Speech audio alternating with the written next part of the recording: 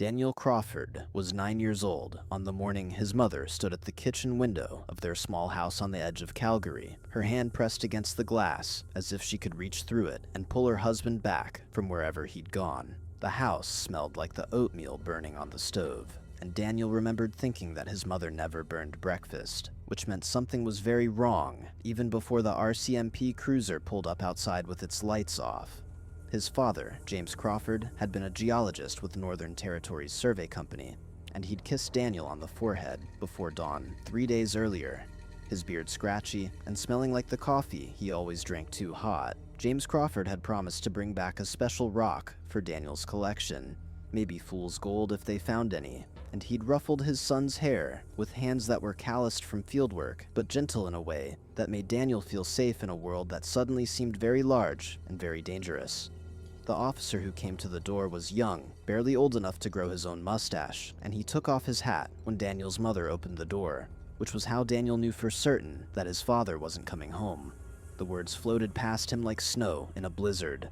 Grizzly bear, surprise encounter, thick brush, instantaneous, no suffering.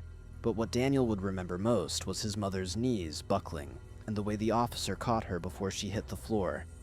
The house filled with neighbors over the next hours, bringing casseroles and sympathy, but it was Old Man Kowalski from 2 doors down who sat with Daniel on the back steps and told him the truth that the adults were whispering about in the kitchen. James Crawford had been the senior geologist on that survey, a man with 20 years of experience who knew these hills better than most men knew their own backyards, and he would never have walked into thick brush during the fall when grizzlies were feeding heavily before hibernation, not without making noise, not without having his bear spray ready, not without following every protocol that had kept him alive through 2 decades of fieldwork.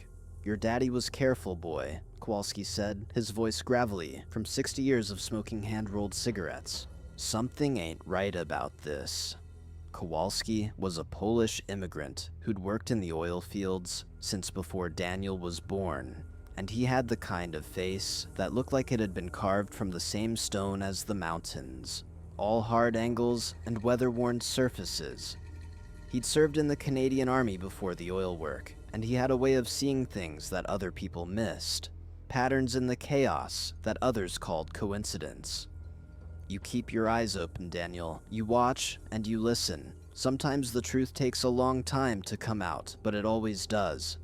Daniel didn't understand then what Kowalski meant, but he nodded anyway because it felt important, and because this old man was the only person treating him like he could handle the truth instead of shielding him from it. The funeral was held on a gray day when the sky looked like dirty wool, and Daniel wore his only good clothes, a button-up shirt that was already getting too small, and pants that his mother had let out twice. The church was full of geologists and oil workers, men in suits that they clearly didn't wear often, their faces tanned from outdoor work, and their hands rough from handling equipment.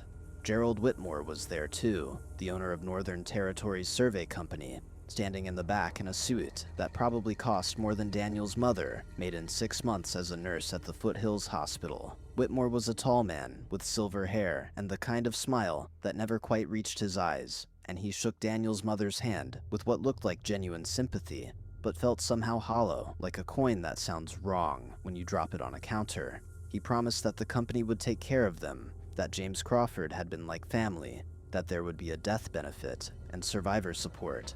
But Daniel noticed that Whitmore couldn't quite meet his mother's eyes when he spoke.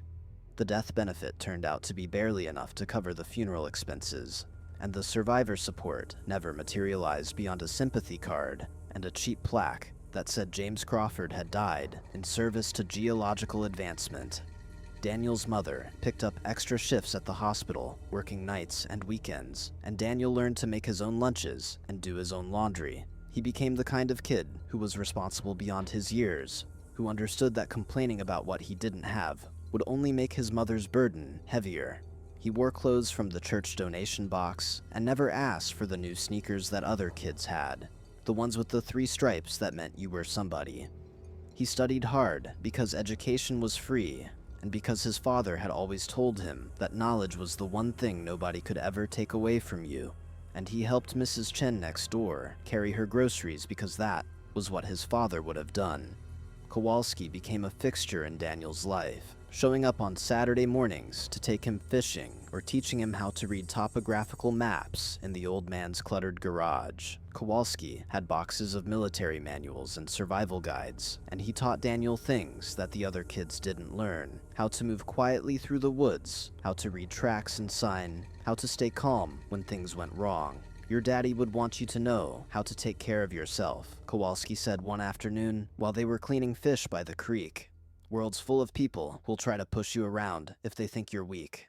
You gotta be strong, but strong in here first." He tapped his temple.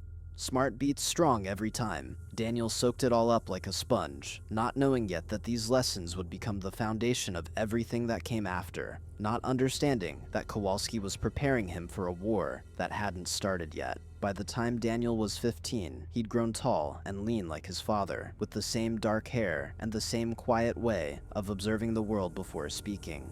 He worked part-time at the library shelving books, and he'd become the kid that teachers called on when they wanted the right answer, the one that other students borrowed notes from because he wrote everything down in neat, organized handwriting. He still kept his father's rock collection in his bedroom, each specimen labeled with the date and location where James had found it, and sometimes he'd hold the stones in his hands and try to feel some connection to the man who'd been gone for 6 years but never felt far away. His mother was dating again, a doctor at the hospital who seemed nice enough and treated Daniel with careful respect, and life had developed a new normal that felt stable even if it would never feel complete.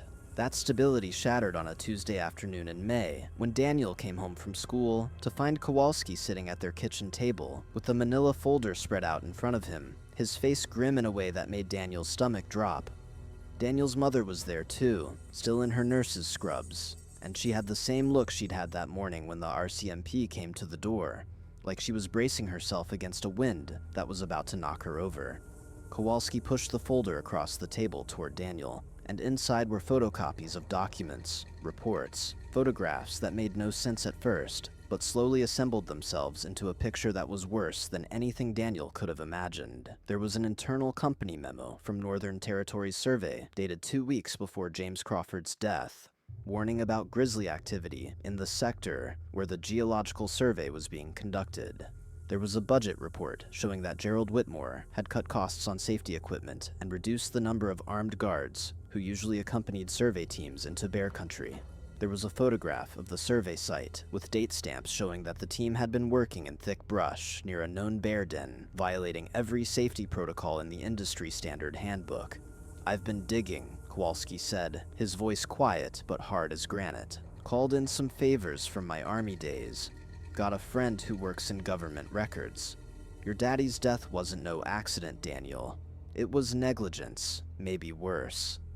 Whitmore knew those bears were there, knew his people were in danger, and he sent them in anyway because he was behind schedule on a contract and couldn't afford the delay. That grizzly that killed your father, she had cubs nearby. Your daddy stumbled on them in the brush because Whitmore didn't provide proper reconnaissance, didn't follow protocols, didn't give a damn about anything except his profit margin." Daniel felt something cold and heavy settle in his chest, like he'd swallowed a stone. His mother was crying quietly, her hand pressed to her mouth, and Kowalski reached across the table to grip Daniel's shoulder. "There's more. The RCMP investigated, but their report disappeared. The company paid off someone, buried the evidence, made it look like just another tragic accident. Gerald Whitmore got away with killing your father, and he's still out there running his company like nothing happened." Daniel looked at the documents spread across the table, at his father's name repeated over and over in official reports and memos, and he felt something crystallize inside him that hadn't been there before. It wasn't rage exactly, though rage was part of it. It was more like a sense of purpose, a understanding that his father's death meant something, and that letting it remain buried and forgotten would be a betrayal of everything James Crawford had stood for.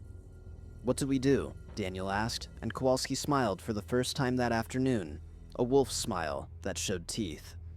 "We wait," the old man said. "We watch, we gather evidence, and when the time is right, we make sure that son of a bitch pays for what he did. But you gotta be smart about this, Daniel. You gotta be patient. Men like Whitmore have money and lawyers and friends in high places. You go after him now with what we've got, and he'll crush you like a bug. But you study, you learn, you become someone who can't be dismissed or bought off, and then you strike when he's not expecting it."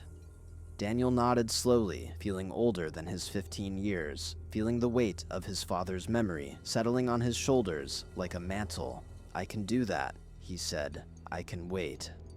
The years that followed were defined by that patience, by the slow and steady accumulation of knowledge and capability that Kowalski had prescribed.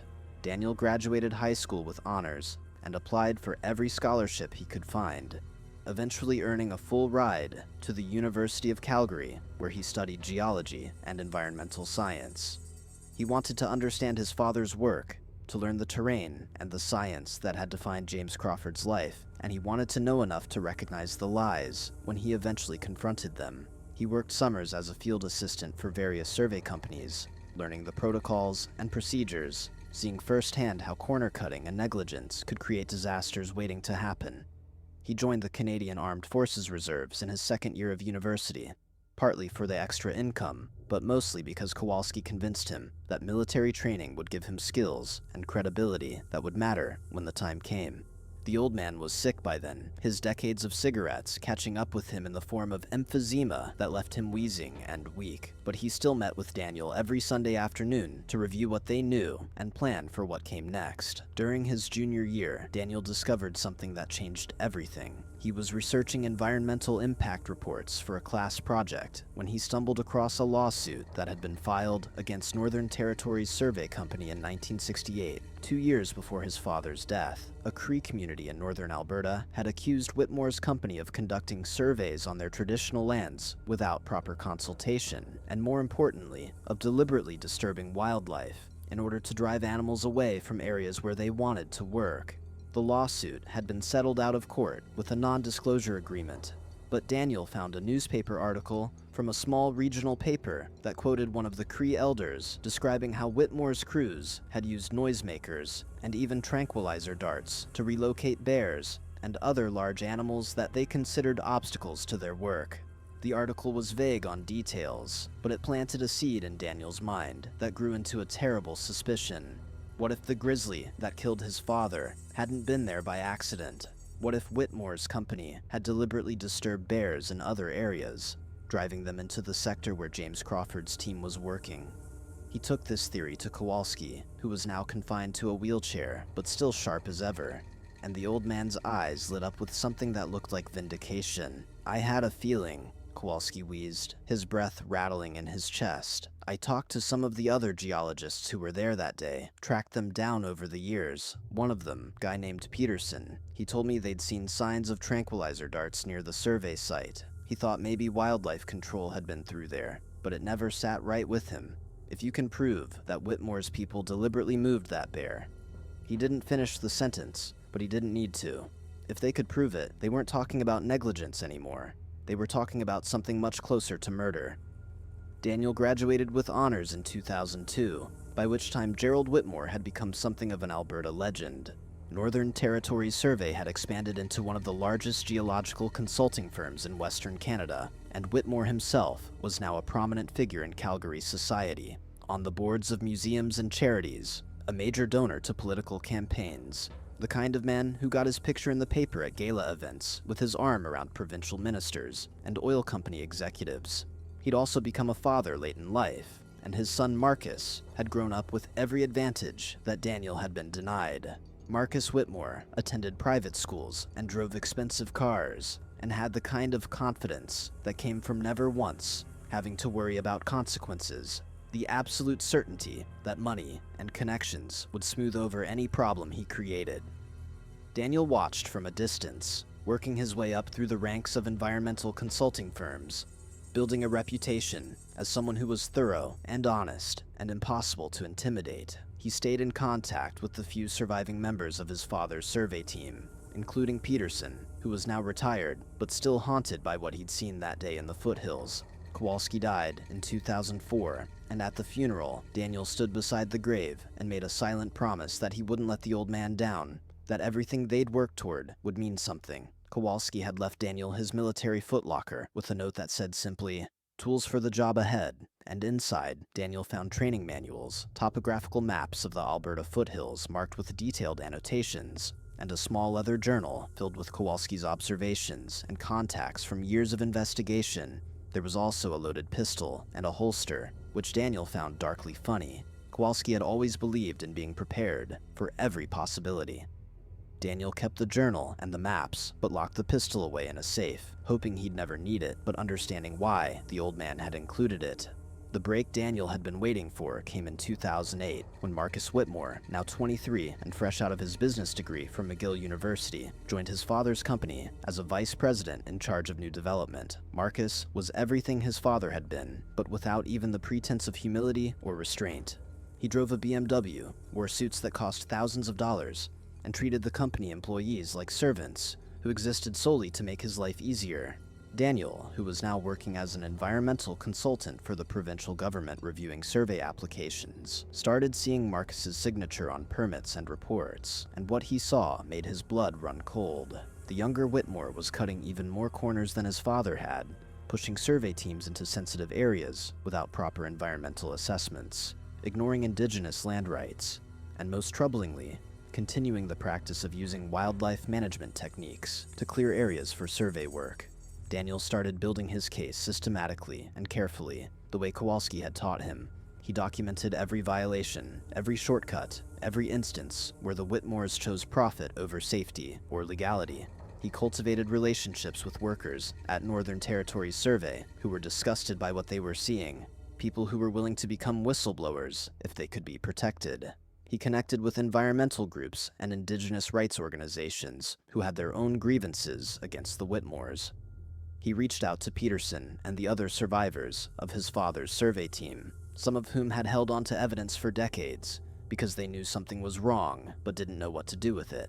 Slowly, carefully, Daniel assembled a case that stretched from 1970 to the present day, a pattern of negligence and corruption that had left a trail of environmental damage, violated rights, and at least 3 deaths that could be tied directly to Whitmore safety violations.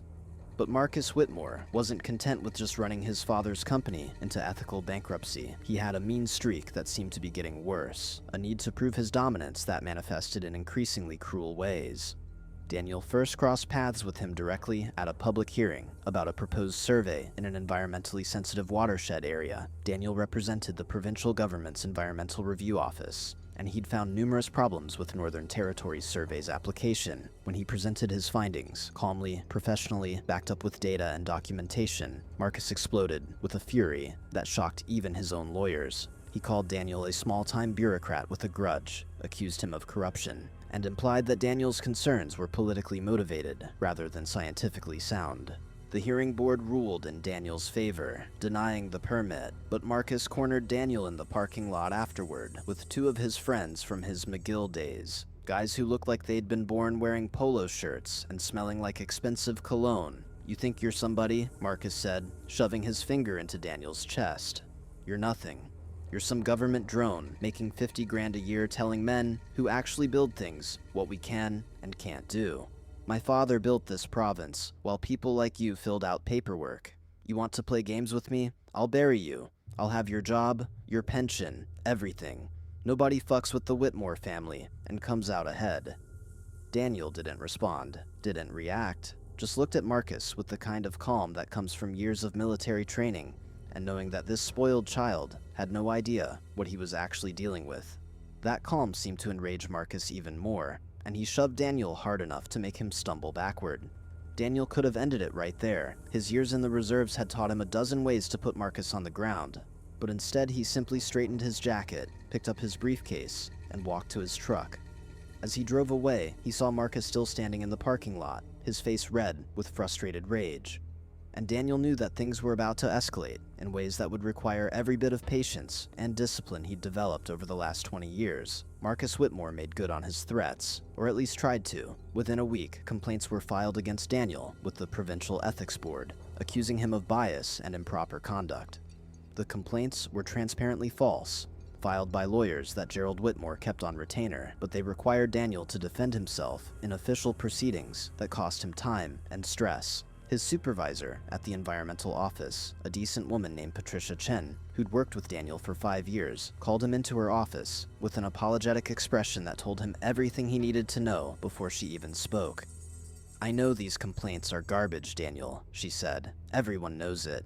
But the Whitmores have friends at the ministerial level, and there's pressure coming down to make your life difficult.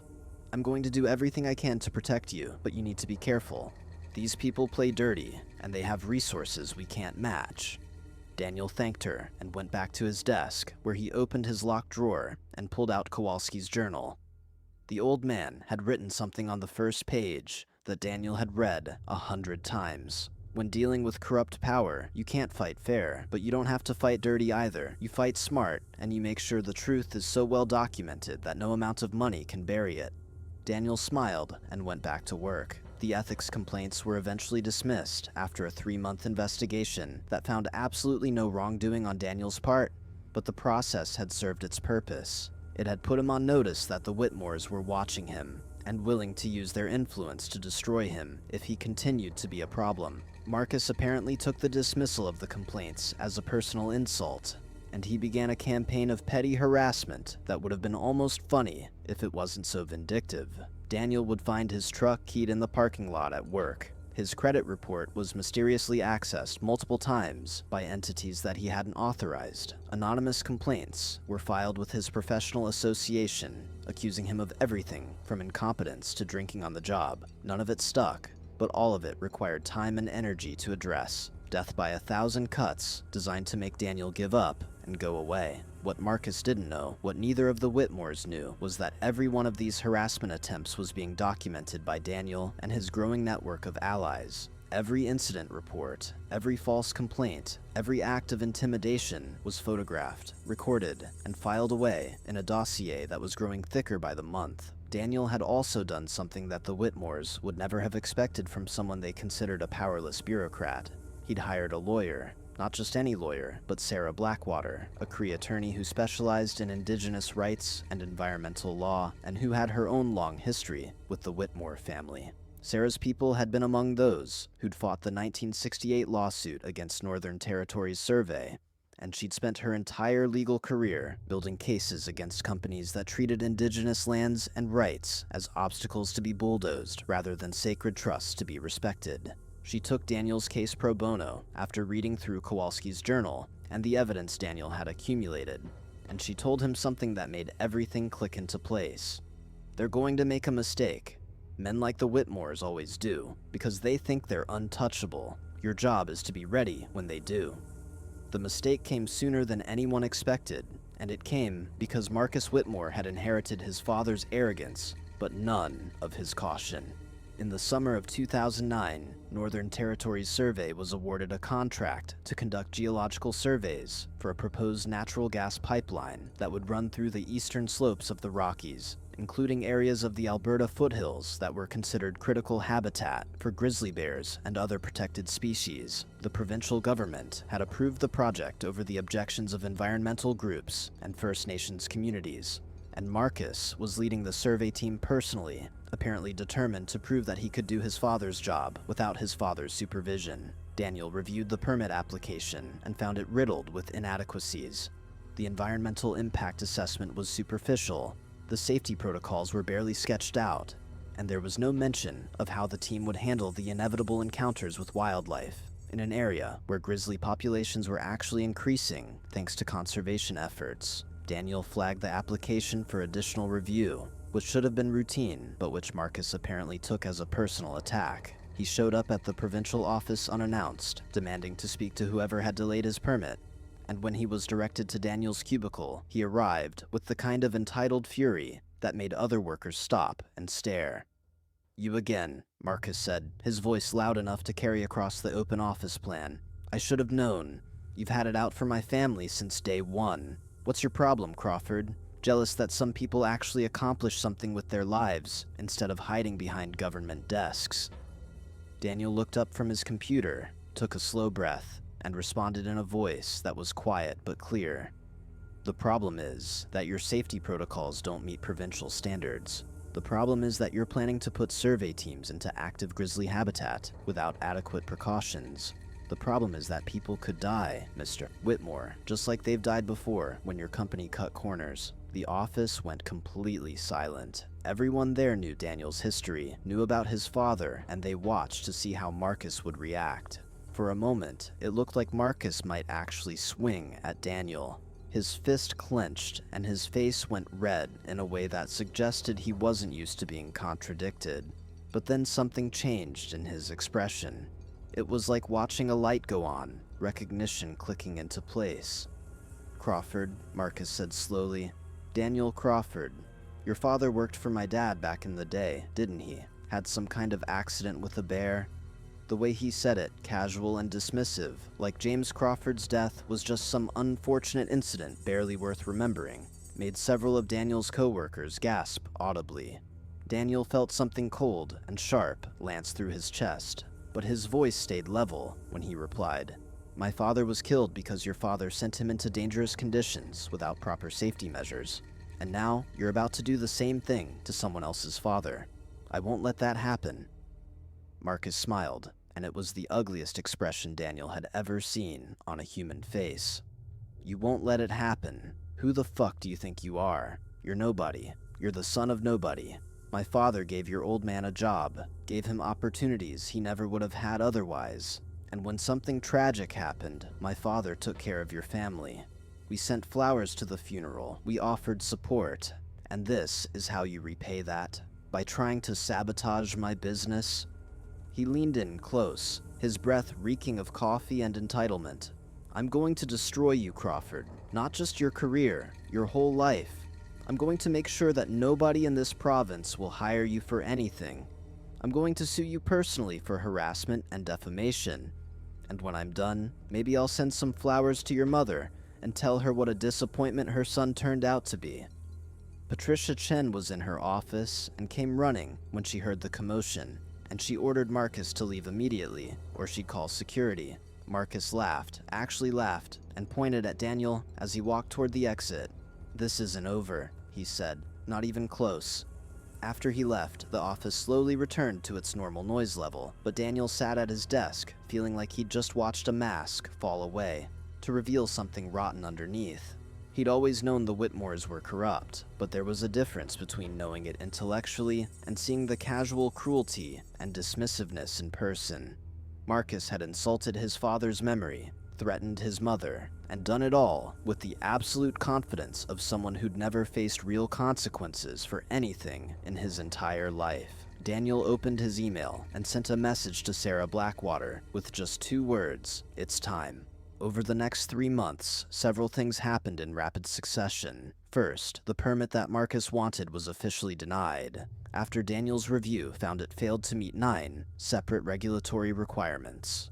Northern Territories Survey appealed the decision, but the appeal was rejected when an independent panel agreed with Daniel's assessment. Marcus responded by filing a personal lawsuit against Daniel, accusing him of bias, conspiracy, and professional misconduct. The lawsuit was clearly frivolous, designed more to harass than to win, but it required Daniel to retain counsel and prepare a defense. Sarah Blackwater handled the case personally, and she made sure that every proceeding was recorded and transcribed, building a record of Marcus's vindictiveness that would be useful later. Second, someone leaked to the media that Northern Territories Survey had been cited for safety violations at 3 different work sites in the past 2 years.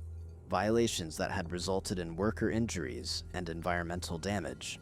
The stories ran in the Calgary Herald and the Edmonton Journal, and while they didn't mention the Whitmores by name initially, they created public pressure for a larger investigation into industry practices. Third, and most importantly, 2 workers from Northern Territories Survey approached Sarah Blackwater through an intermediary and said they were willing to testify about what they'd witnessed during their employment. One of them was a field technician named Robert Moreau, who'd worked for the company for 15 years, and he told Sarah something that made her immediately call Daniel into her office. He says Marcus has been ordering crews to use tranquilizer darts and noisemakers to move bears out of survey areas, Sarah said, her dark eyes intense. He says it's been standard practice for years, passed down from Gerald to Marcus like a family recipe. And he says that in July, they relocated a female grizzly with cubs from one sector to another, and that sector was less than 2 kilometers from where they were planning to start survey work.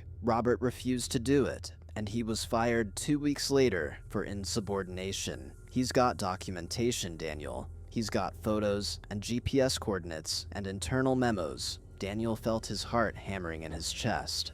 That's what happened to my father. I know it is. They moved a bear into his survey area, and my father stumbled onto it. Sarah nodded grimly.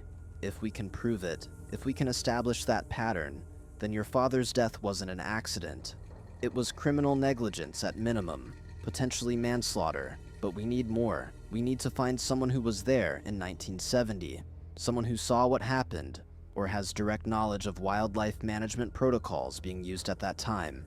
Daniel thought immediately of Peterson, who'd mentioned the tranquilizer darts years ago. Peterson was 73 now, retired and living in Red Deer, but when Daniel called him that evening, the old geologist listened quietly to everything Daniel had to say, and then responded with words that Daniel had been waiting his whole life to hear. I'll testify. I should have done it years ago. Your father deserved better than what he got. The lawsuit Marcus had filed against Daniel was scheduled for a preliminary hearing in October 2009, and it should have been a routine proceeding to determine whether the case had sufficient merit to proceed to trial. Sarah Blackwater had filed a motion to dismiss, arguing that the lawsuit was clearly retaliatory and without legal foundation, and she'd attached affidavits from Daniel's colleagues and supervisors attesting to his professionalism and integrity. Marcus showed up to the hearing with 3 lawyers from Calgary's most expensive firm, the kind of legal team that charged $1,000 an hour and wore their arrogance like expensive cologne. The judge was a woman named Margaret Donovan, who had a reputation for being tough but fair, and she listened to both sides present their arguments before asking Marcus's lead attorney a simple question. Counselor, do you have any actual evidence that Mr. Crawford acted with bias or improper motive? The attorney fumbled, citing the denied permit and claiming that Daniel had shown a pattern of targeting Northern Territories survey specifically. Judge Donovan cut him off. The permit was denied by an independent review panel, not by Mr. Crawford alone. And even if it had been denied solely on Mr. Crawford's recommendation, that's his job, to review applications and flag deficiencies. You're asking me to rule that a government employee cannot do his job if it negatively impacts your client's business interests. That's not how the law works. She looked directly at Marcus, who was sitting at the defendant's table, looking smug and bored. Mr. Whitmore, I'm going to say something off the record that I hope you'll take to heart. This lawsuit is an abuse of the legal system, and it's transparently designed to intimidate someone who's simply doing their job. If you proceed with this, you will lose, and you'll likely face sanctions for bringing a frivolous action. I'm dismissing this case with prejudice, which means you cannot refile it. My advice to you is to go back to your business and stop trying to use the courts as a weapon against people who dare to disagree with you. Marcus's face went through several colors, red to white to purple, and he stood up so abruptly that his chair tipped backward. This is bullshit, he said, pointing at the judge. My family has donated to your election campaigns. We support this system, and this is how you treat us? Judge Donovan's expression could have frozen vodka. Mr. Whitmore, if you say one more word, I will hold you in contempt. Your family's donations have no bearing on my rulings, and suggesting otherwise is insulting to me and to this court. Get out of my courtroom. Marcus stormed out with his lawyers scrambling to follow, but not before shooting Daniel a look of such pure hatred that one of the court officers actually stepped between them. Outside in the hallway, Sarah Blackwater grabbed Daniel's arm and said quietly, "He's spiraling. Men like him, when they feel like they're losing control, they make mistakes. Big ones. We need to be ready." The mistake came faster than anyone anticipated, and it was bigger than Sarah could have imagined. 2 weeks after the dismissed lawsuit, Daniel received an envelope at his home address, with no return address. Inside was a USB drive, and a note written in shaky handwriting. "You were asking the right questions. This is what Gerald did to your father. I couldn't live with it anymore." A. Freeman. Daniel didn't recognize the name, but when he plugged the USB drive into his laptop, he found dozens of files, internal company memos, budget reports, even video footage from 1970, showing survey teams using tranquilizer equipment on bears. The most damning document was a memo from Gerald Whitmore dated September 15, 1970, 2 weeks before James Crawford's death. ordering his crews to clear Sector 7 of all large predators using any means necessary, because they were behind schedule and couldn't afford further delays. Sector 7 was where James Crawford had died. Daniel called Sarah immediately, and she drove to his house at midnight to review the evidence.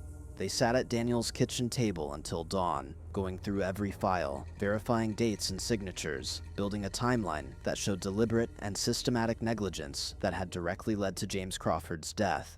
"This is it," Sarah whispered, her voice awed.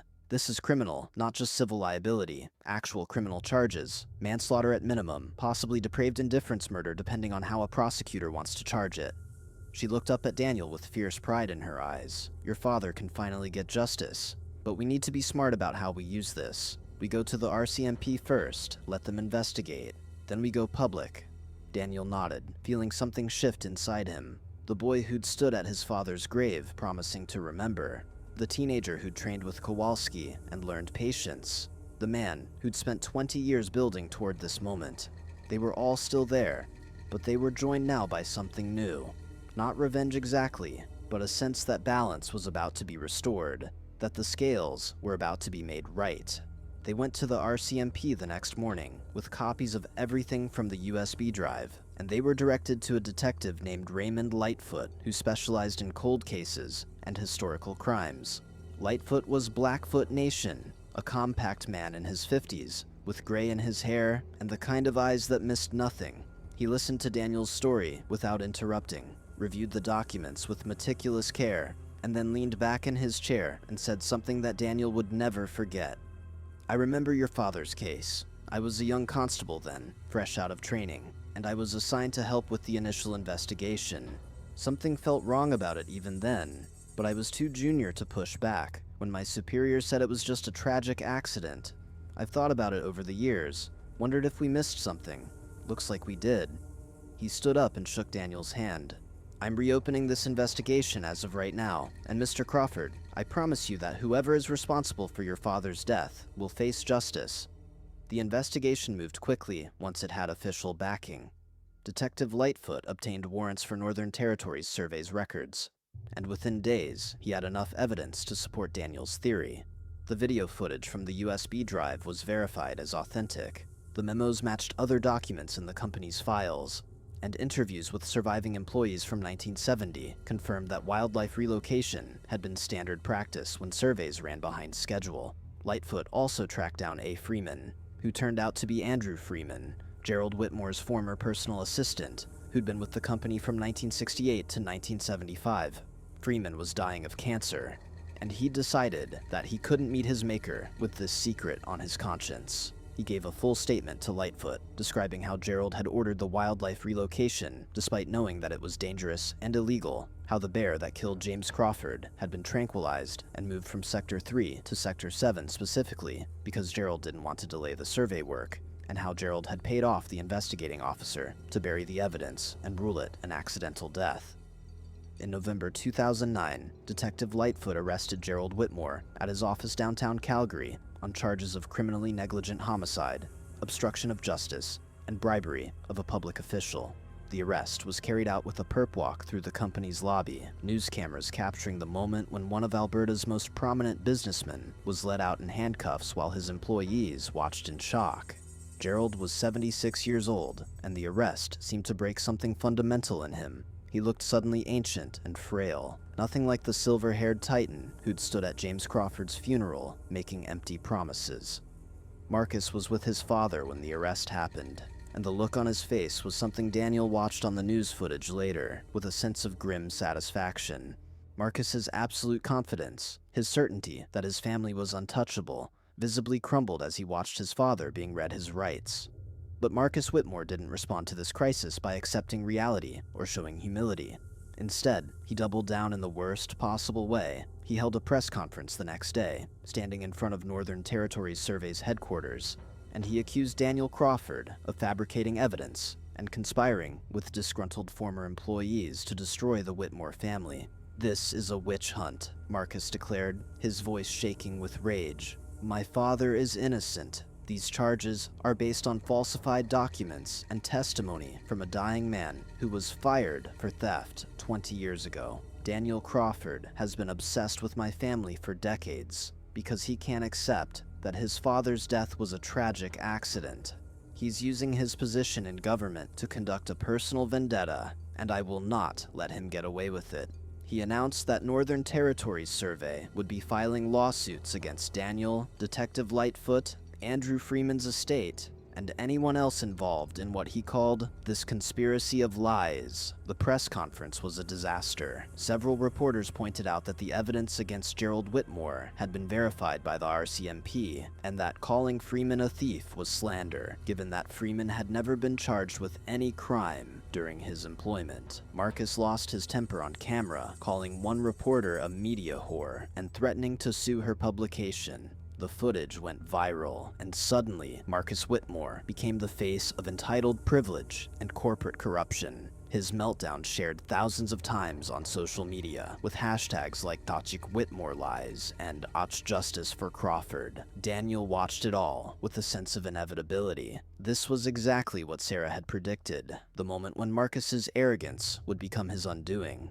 The legal proceedings against Gerald Whitmore moved forward despite Marcus's attempts to interfere. Gerald's lawyers tried every delay tactic in the book, but Judge Donovan was assigned to the case, and she wasn't having any of it. The trial was scheduled for March 2010, and as the date approached, Daniel found himself being contacted by journalists, documentary filmmakers, and even a producer from a true crime television show. Everyone wanted to tell the story of the geologist's son who'd spent 20 years seeking justice for his father's death.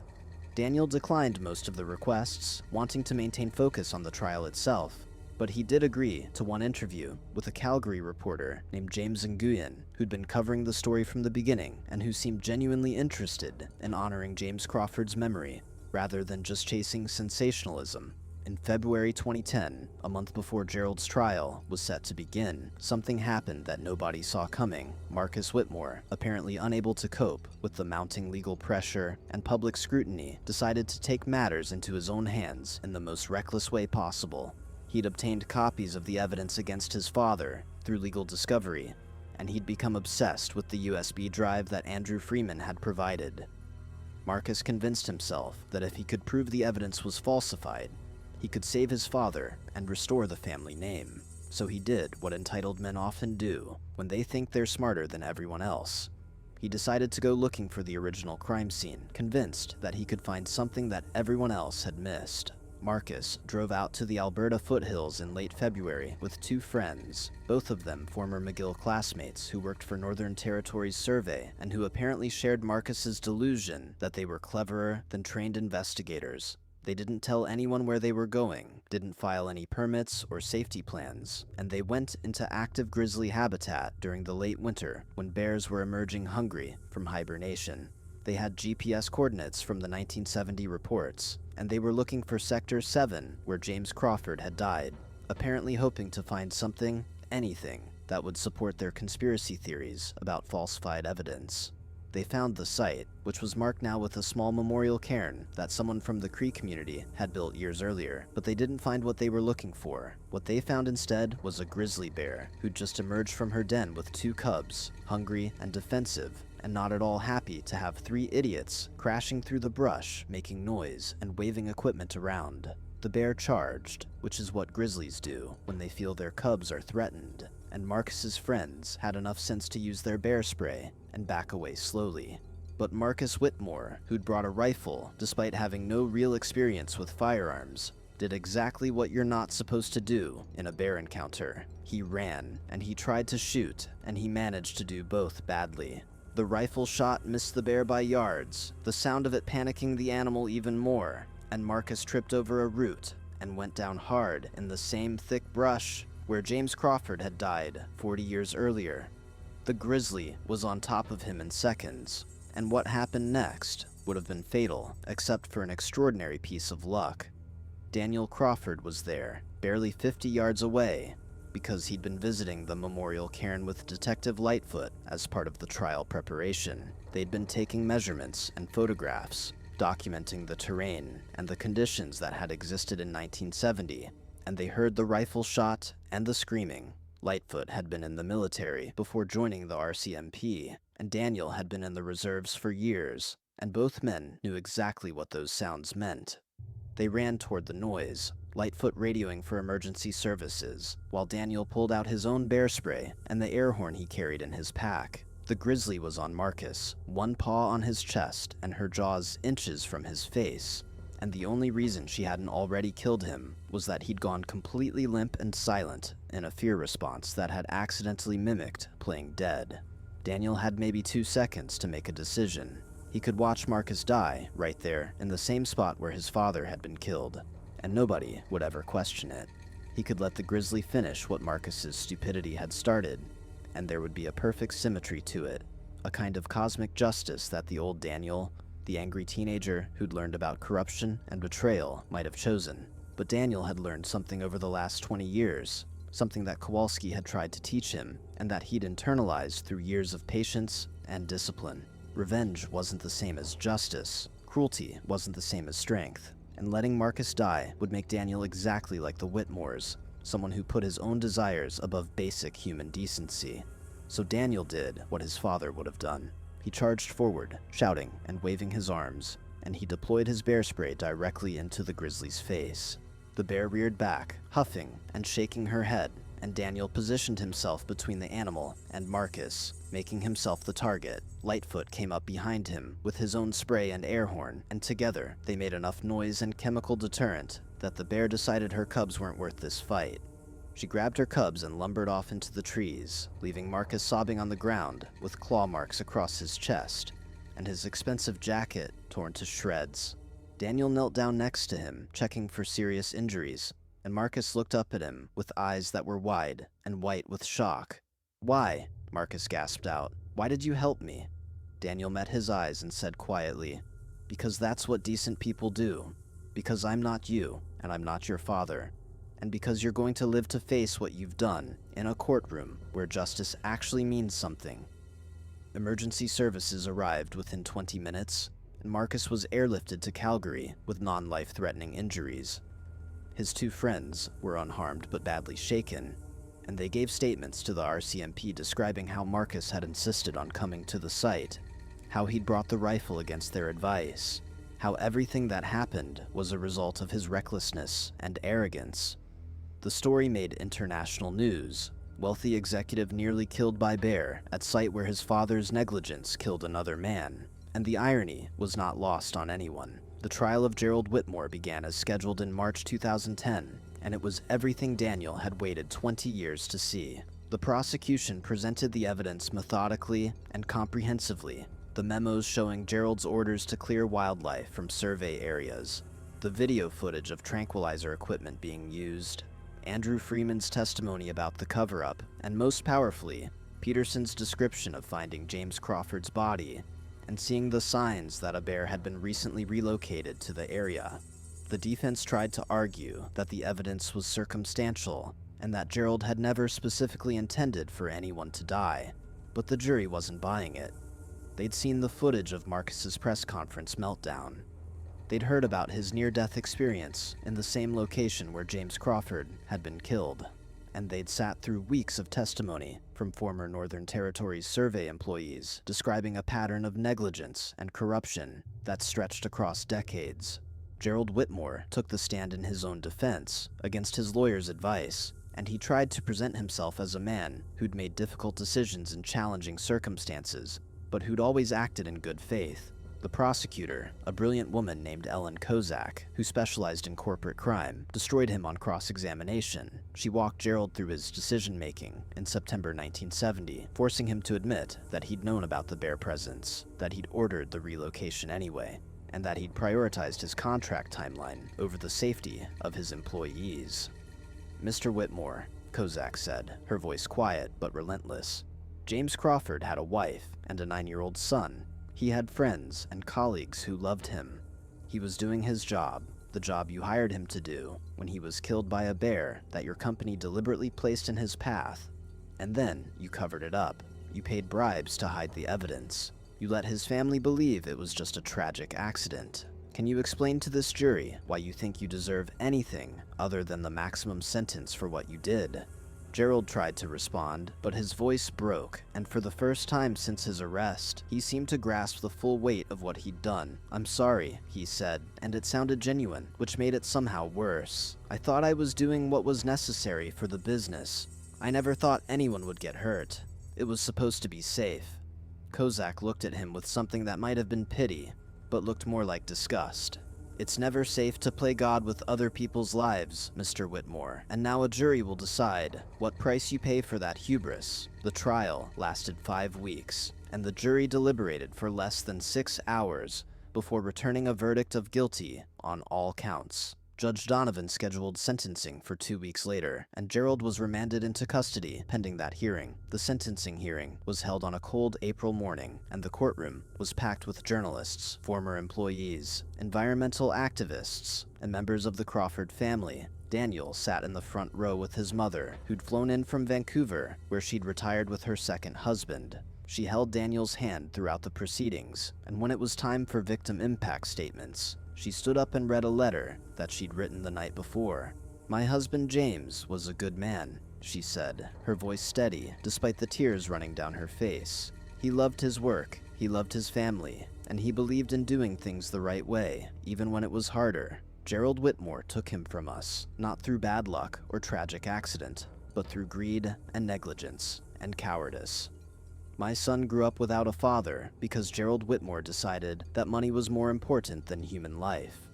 No sentence can give us back what we lost, but perhaps it can prevent another family from experiencing this pain." Daniel gave his own statement, and he spoke directly to Gerald rather than to the judge. "You came to my father's funeral," Daniel said. "You shook my mother's hand and promised that you'd take care of us. You gave us a cheap plaque and walked away like you'd fulfilled some obligation. I was 9 years old, and I believed you when you said my father's death was a tragedy that nobody could have prevented. I spent years thinking that the world was just random and cruel, that bad things happened to good people for no reason. But it wasn't random. You killed my father because you valued money over safety, and then you tried to buy your way out of responsibility. Well, you can't buy your way out of this. The truth came out, justice caught up with you. And now you'll spend whatever time you have left knowing that everyone sees you for what you really are, a coward who let a good man die and then tried to hide it." Judge Donovan delivered the sentence with a gravity that made it clear she understood the significance of this case. "Gerald Whitmore, you've been convicted of criminally negligent homicide, obstruction of justice, and bribery of a public official. These crimes weren't committed in a moment of passion or under circumstances beyond your control.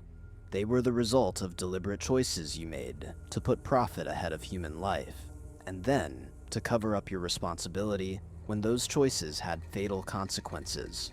I'm sentencing you to 12 years in federal prison on the homicide charge, 5 years concurrent on the obstruction charge, and 3 years concurrent on the bribery charge. Given your age and health, it's unlikely you'll serve the full sentence, but you'll serve enough to understand that even wealthy, powerful men are subject to the same laws as everyone else." This court is adjourned. Gerald was led away in handcuffs, his shoulders slumped, and his face empty of the arrogance that had defined him for so long. Marcus Whitmore watched his father's sentencing from the gallery, and the change in him was visible even from a distance. The bear attack had left him with scars across his chest and arm, but the deeper scars were psychological.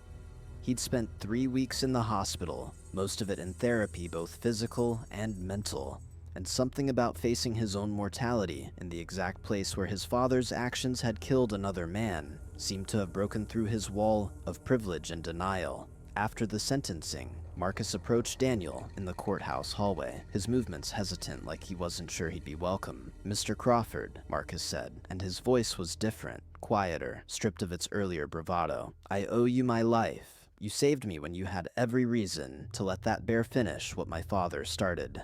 I don't know if I can ever make up for what my family did to yours, but I want to try." Daniel looked at him for a long moment, weighing sincerity against history, and then he nodded slowly. "Your father's going to prison, Marcus. Northern Territories Survey is going to be investigated for every project going back 40 years, and there will be consequences for the environmental damage and safety violations. Your family's legacy is tarnished beyond repair. But you're still alive, and you still have choices about what kind of man you want to be. Don't waste that second chance." Marcus nodded, his eyes wet, and he extended his hand.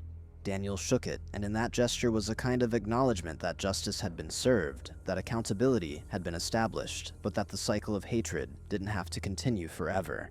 The investigation into Northern Territory's survey revealed even more malfeasance than anyone had suspected. Over the next year, provincial authorities uncovered evidence of environmental violations, indigenous rights abuses, and safety negligence at dozens of sites across Alberta and British Columbia. The company was fined millions of dollars and eventually went bankrupt, its assets sold off to pay settlements to victims and remediate environmental damage. Marcus Whitmore cooperated fully with investigators, providing documents and testimony that helped prosecute several mid-level executives who'd been complicit in the company's corrupt practices. He spent his own money to fund a scholarship program for children who'd lost parents to workplace accidents, and he became an advocate for stronger safety regulations in the geological survey industry.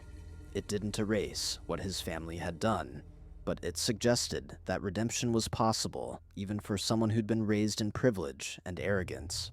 Daniel Crawford continued working for the Provincial Environmental Office, but he also became a consultant for indigenous rights organizations and environmental groups who were fighting against corporate negligence. He gave speeches at universities and industry conferences, telling his father's story and emphasizing the importance of putting human safety and environmental protection ahead of profit. He never married, channeling his energy instead into advocacy work and mentoring young people who were entering environmental science and policy fields.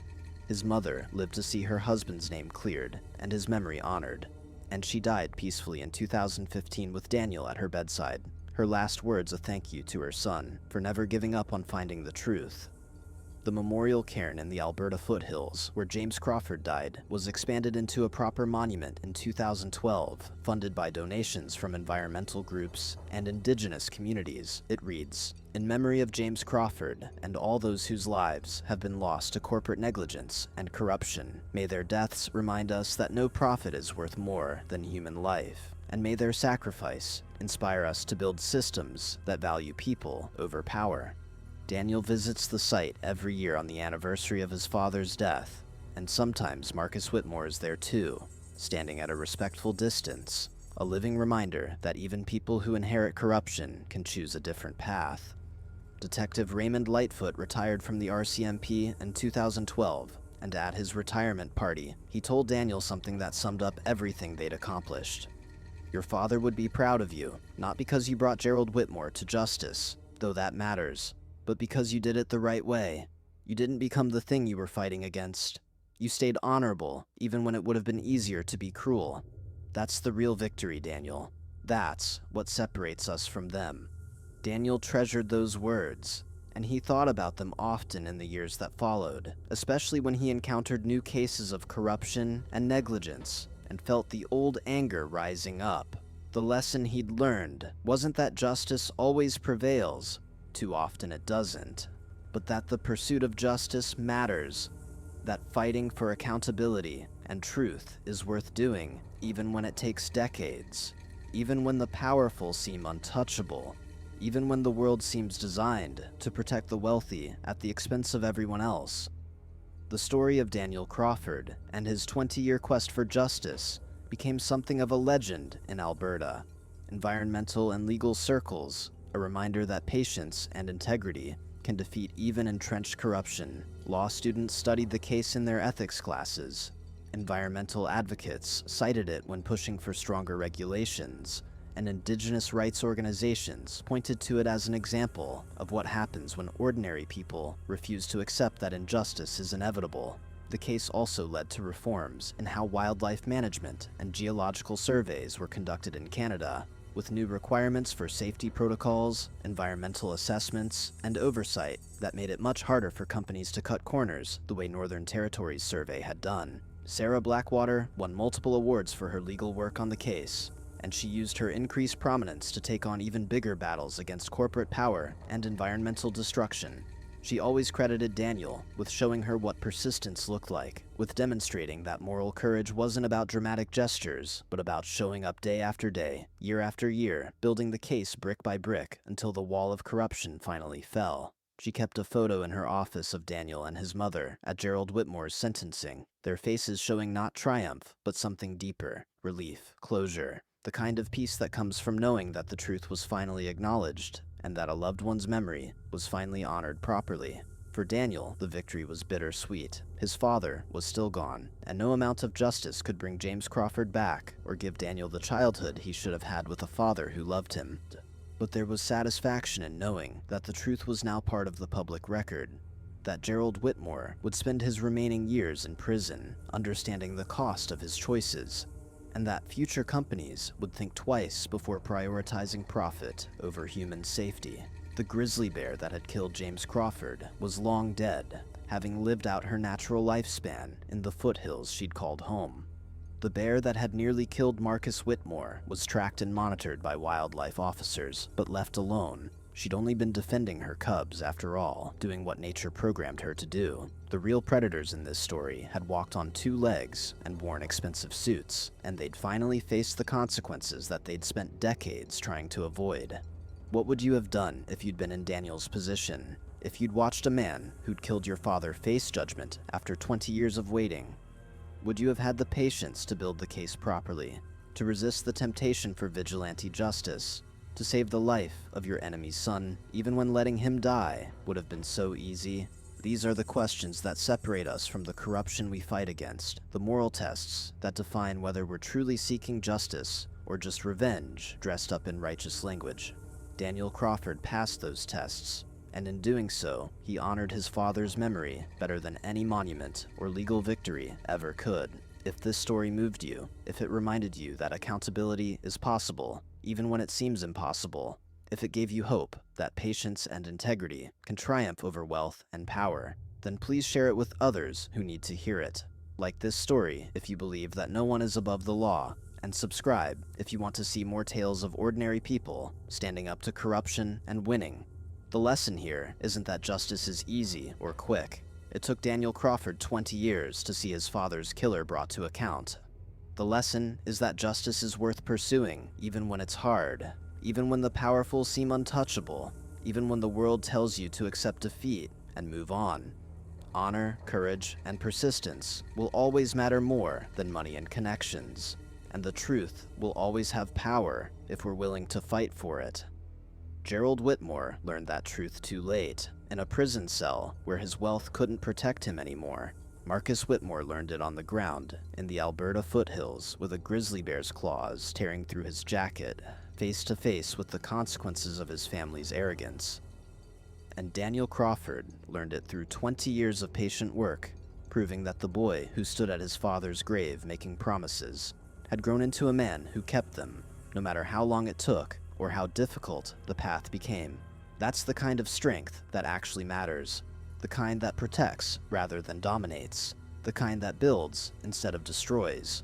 Remember James Crawford, remember the lesson his death taught us, and make sure that his sacrifice wasn't in vain by holding the powerful accountable wherever you find them. The ice-cold water of the Clark Fork River closed over Marcus Webb's head as the rifle butt connected with his skull, and in that crystalline moment of pain and shock, he saw the face of his would-be killer, that same smug, entitled expression that had tormented him for 3 hunting seasons, only now twisted with something close to panic because the thin ice they stood on was cracking, spreading in lightning patterns beneath their feet, and the river below was 40 degrees and moving fast enough to strip flesh from bone. Marcus's grandfather's words echoed through his consciousness. The mountains don't care about your money, boy, and neither does the cold.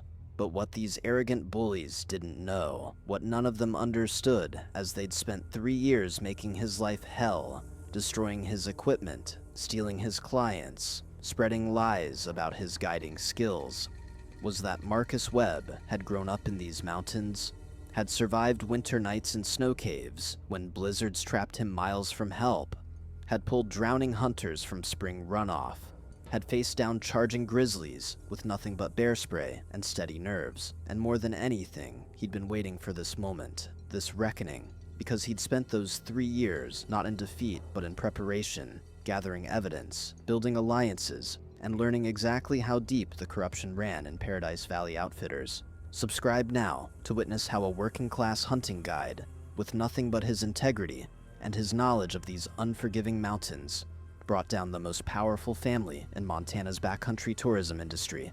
Because this story proves that sometimes justice doesn't come from courtrooms. It comes from the wilderness itself, from the pure, indifferent forces of nature that strip away all the lies and leave only truth. But let's rewind to where it all began, 3 years earlier, when Marcus Webb first drove his battered Ford pickup through the gates of Paradise Valley Outfitters and made the mistake of believing that skill, honor, and hard work still meant something in this world. The September morning, when Marcus arrived at Paradise Valley Outfitters for his first day as a hunting guide, the sun was just beginning to paint the Absaroka Mountains with shades of gold and amber, and he remembered thinking that this place looked exactly like the photographs in the brochure. Too perfect, too pristine, like a movie set built to convince wealthy clients they were experiencing authentic Montana wilderness. He'd driven 16 hours straight from the funeral home in Billings, where he'd said goodbye to his father, a Vietnam veteran who'd spent his last years teaching Marcus everything about these mountains, about tracking and survival, and the old ways that weren't taught in any outdoor recreation degree program. The truck's odometer showed 247,000 miles, the floorboards were rusted through in places where you could see the road passing beneath, and every dollar he'd saved from his job at the sporting goods store in Bozeman had gone toward keeping his father comfortable in those final months, rather than toward fixing the vehicle or buying new gear. Marcus was 36 years old, carrying his father's old Marlin rifle, wearing boots he'd resoled himself twice, and he knew he was one of the best trackers in Montana, even if he didn't have fancy credentials or family connections.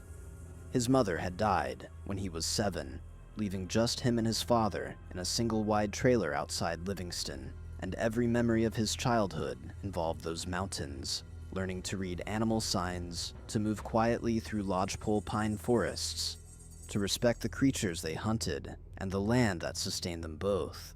Paradise Valley Outfitters was owned by the Hartwell family, specifically by Richard Hartwell III, whose grandfather had bought 30,000 acres of prime hunting territory back in the 1950s, when land was cheap and regulations were practically non-existent. The main lodge was built from massive Douglas fir logs, with stone fireplaces tall enough to stand inside, leather furniture that probably cost more than Marcus's truck, and mounted trophy heads covering every wall. Elk, mule deer, bighorn sheep, even a massive grizzly bear that Marcus studied with professional interest, noting the poor taxidermy work that had given the bear an unnatural snarl. Richard Hartwell III himself didn't guide anymore, spent most of his time in Jackson Hole at his winter residence. But his son, Richard Hartwell IV, who everyone called Richie, was being groomed to take over the operation, and Richie was the kind of man who made Marcus's jaw tighten the moment they shook hands. Richie was 29, tall and athletic in the way that expensive personal trainers and boutique fitness studios create, with perfect teeth that had definitely been whitened and styled hair that required product Marcus couldn't have named. He wore what Marcus's father would have called catalog cowboy clothes, designer jeans that had never seen actual work, a flannel shirt that probably cost $200, boots so pristine they'd clearly never been more than 10 feet from pavement. "So you're the local talent my father hired," Richie said, and there was something in his voice that made the word local sound like an insult. "Hope you can keep up with our standards here. Our clients expect a certain level of refinement." Marcus had simply nodded, recognizing the challenge in those words, but choosing not to engage, because his father had taught him that you proved yourself through actions, not arguments. The head guide, a man named Tom Blackwell, who'd been with the outfit for 15 years, showed Marcus around the property, the equipment shed stocked with thousands of dollars in gear, the heated cabins where clients stayed, the commercial kitchen where a professional chef prepared meals that had nothing to do with traditional hunting camp food, the climate-controlled meat processing facility that looked like something from a high-end butcher shop. "The clients who come here are paying $15,000 to $25,000 per hunt," Tom explained, and Marcus tried not to show his shock at those numbers, because in his world, that was more than a year's income. CEOs, hedge fund managers, celebrities sometimes. They want the experience of wilderness, but with all the comforts of civilization. Your job is to make them feel like great hunters, while doing most of the actual work yourself. What Marcus didn't know yet was that Paradise Valley Outfitters had a darker side, that the Hartwell family maintained their monopoly on prime hunting territory through a combination of political connections, strategic bribery, and systematic destruction of competition. The family donated heavily to local politicians, employed the county sheriff's nephew, had a state wildlife commissioner on their informal payroll, and had driven at least 7 smaller outfitters out of business over the past decade through various means both legal and otherwise. Tom Blackwell hinted at some of this during those first days, always careful with his words, always stopping short of direct accusations, but Marcus could read between the lines. Tom was 53, had a wife with chronic health problems, and 3 kids in college, and he needed this job too much to risk making waves. But there was decency in him, a kind of weary honor that recognized when things weren't right, even if he felt powerless to change them. Marcus liked Tom immediately, trusted his knowledge of the backcountry, appreciated the way he treated the horses with genuine care, rather than as just another piece of equipment. The other guides were a mixed group. There was Danny Chen, 31, whose parents had immigrated from Taiwan and built a successful restaurant in Bozeman, sending Danny to Montana State, where he'd studied wildlife biology before discovering that science jobs didn't pay enough to handle his student loans. Danny was competent, quiet, kept to himself mostly, and Marcus sensed in him a similar understanding of what it meant to work for people who would never quite see you as equal, no matter how good you were. Then there was Kyle Stevens, 24, local boy from one of the old ranching families that had fallen on hard times, working this job because there wasn't much else available in Paradise Valley anymore. Too much of the land bought up by wealthy outsiders. Too many service jobs replacing the agricultural work his family had done for generations. Kyle was still learning, made mistakes, but he worked hard and respected the older guides. The problem was Brad Morrison and Jake Sullivan, both 32, both from families with money and connections. Both working as guides, not because they needed the money, but because it was adventurous and impressive to their friends in Bozeman and Missoula. Both absolutely devoted to Richie Hartwell and willing to do anything he asked. Marcus's first season went well, despite the underlying tensions. He took clients on successful elk hunts, helped a nervous orthodontist from Dallas shoot his first mule deer, spent patient hours teaching a tech executive from Seattle how to properly field dress an animal, and generally did his job with the quiet competence his father had modeled.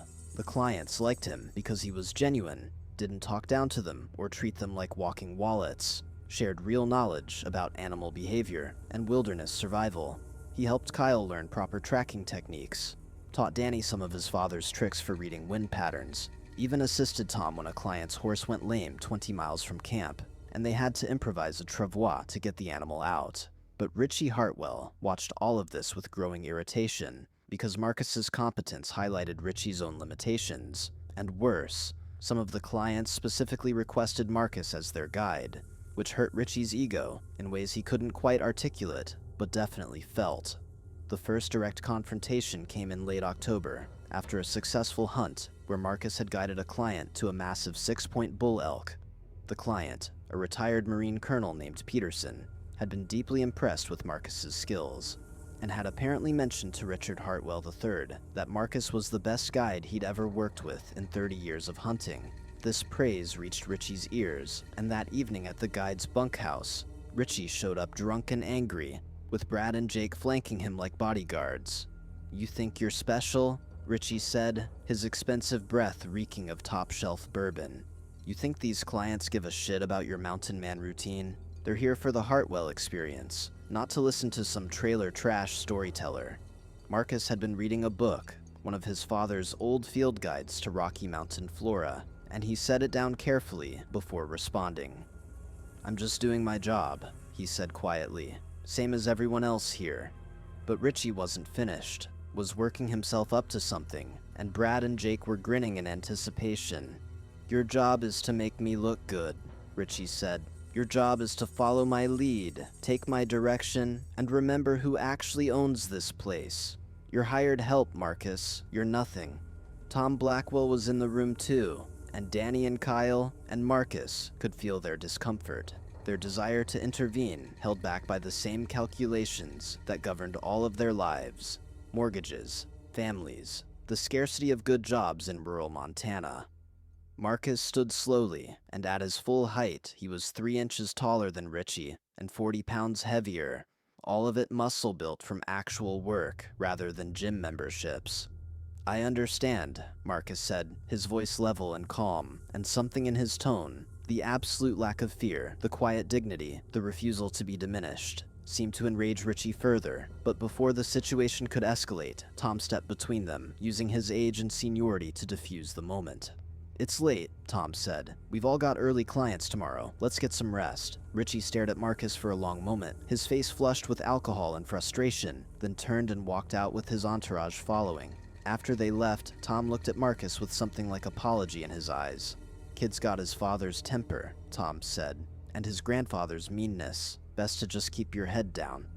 Marcus nodded, understanding the advice even as he filed away the memory of this encounter, recognizing it as a beginning rather than an end.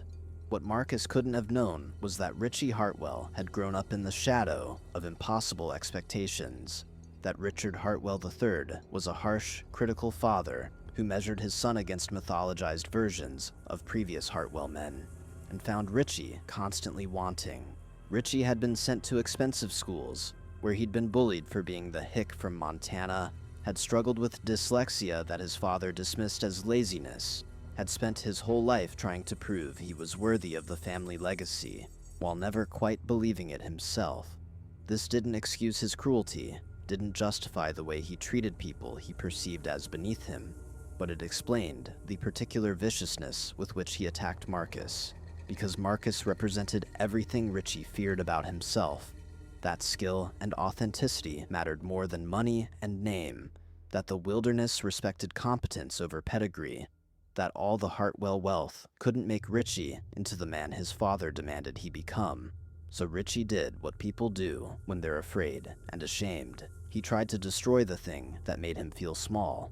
The harassment started small, the kind of things that could be dismissed as accidents or misunderstandings. Marcus's gear would go missing from the equipment shed, forcing him to use inferior backup equipment that made his job harder. Clients who'd requested him specifically would be told he wasn't available and would be assigned to Richie or Brad instead. The bunkhouse shower would run out of hot water whenever Marcus was scheduled to use it, always mysteriously functional again afterward. His truck's tires would be slowly deflated, not enough to be flat, but enough to be dangerous on mountain roads. Small things, petty things, but they added up, created a constant background stress that was the point. Brad and Jake were Richie's instruments, carrying out these acts with the enthusiasm of people who enjoyed having permission to be cruel.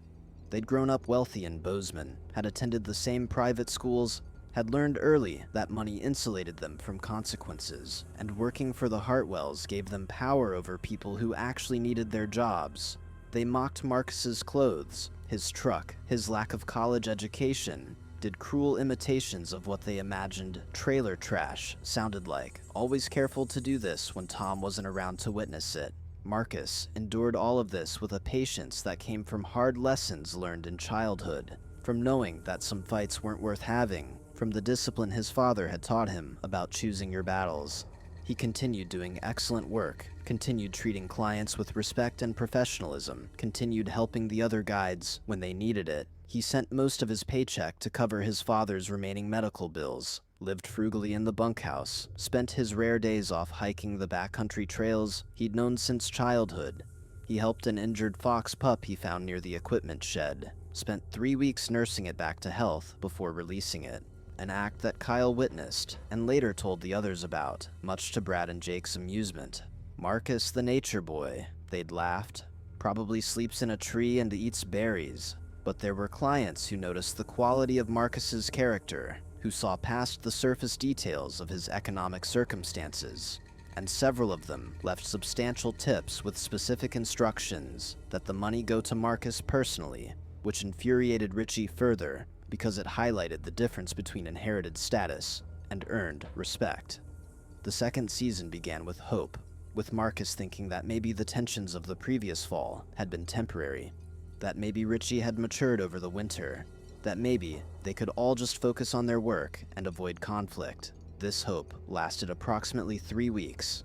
The catalyst was a situation involving a client named David Brennan, a self-made real estate developer from Phoenix who'd booked a premium elk hunt at considerable expense. Brennan was in his late 50s, had started with nothing, and built a successful company through genuine hard work, and he responded to Marcus's authentic approach to guiding with immediate appreciation. They spent 5 days in the high country, and Marcus taught him not just about hunting, but about the ecosystem, the balance between predator and prey, the responsibility that came with taking an animal's life.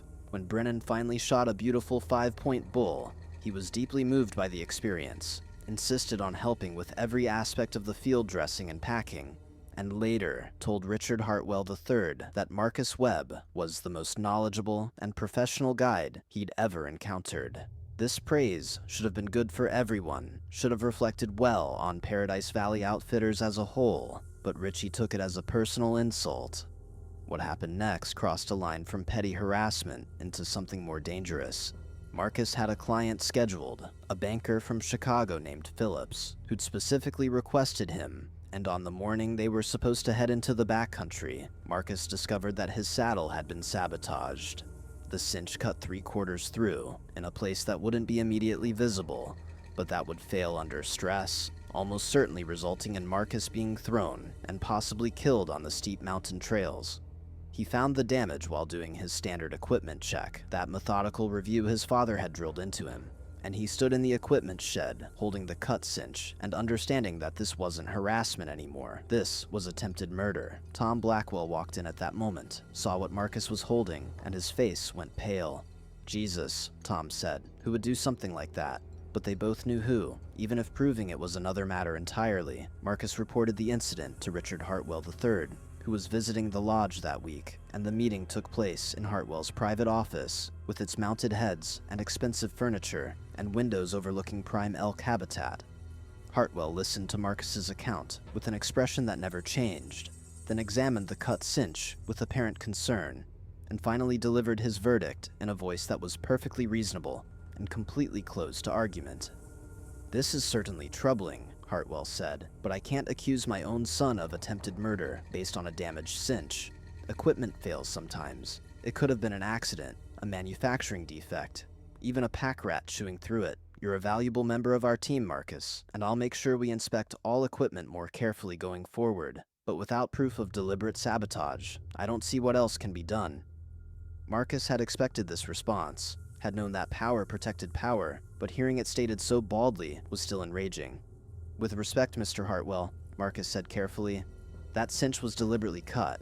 I know the difference between wear and sabotage. If I hadn't checked my gear, I could have died." Hartwell's expression finally changed, hardening into something that showed the steel beneath his reasonable exterior.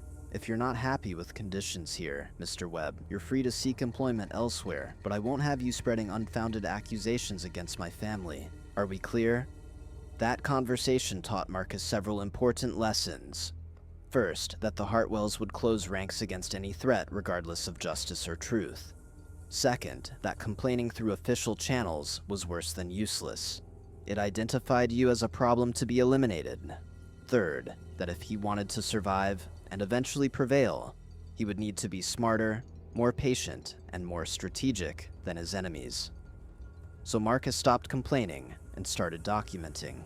He bought a small camera with money he couldn't afford to spare and began photographing everything: damaged equipment, time-stamped proof of where he was when incidents occurred, written logs of harassment and threats. He started keeping his most valuable gear locked in his truck rather than in the communal equipment shed.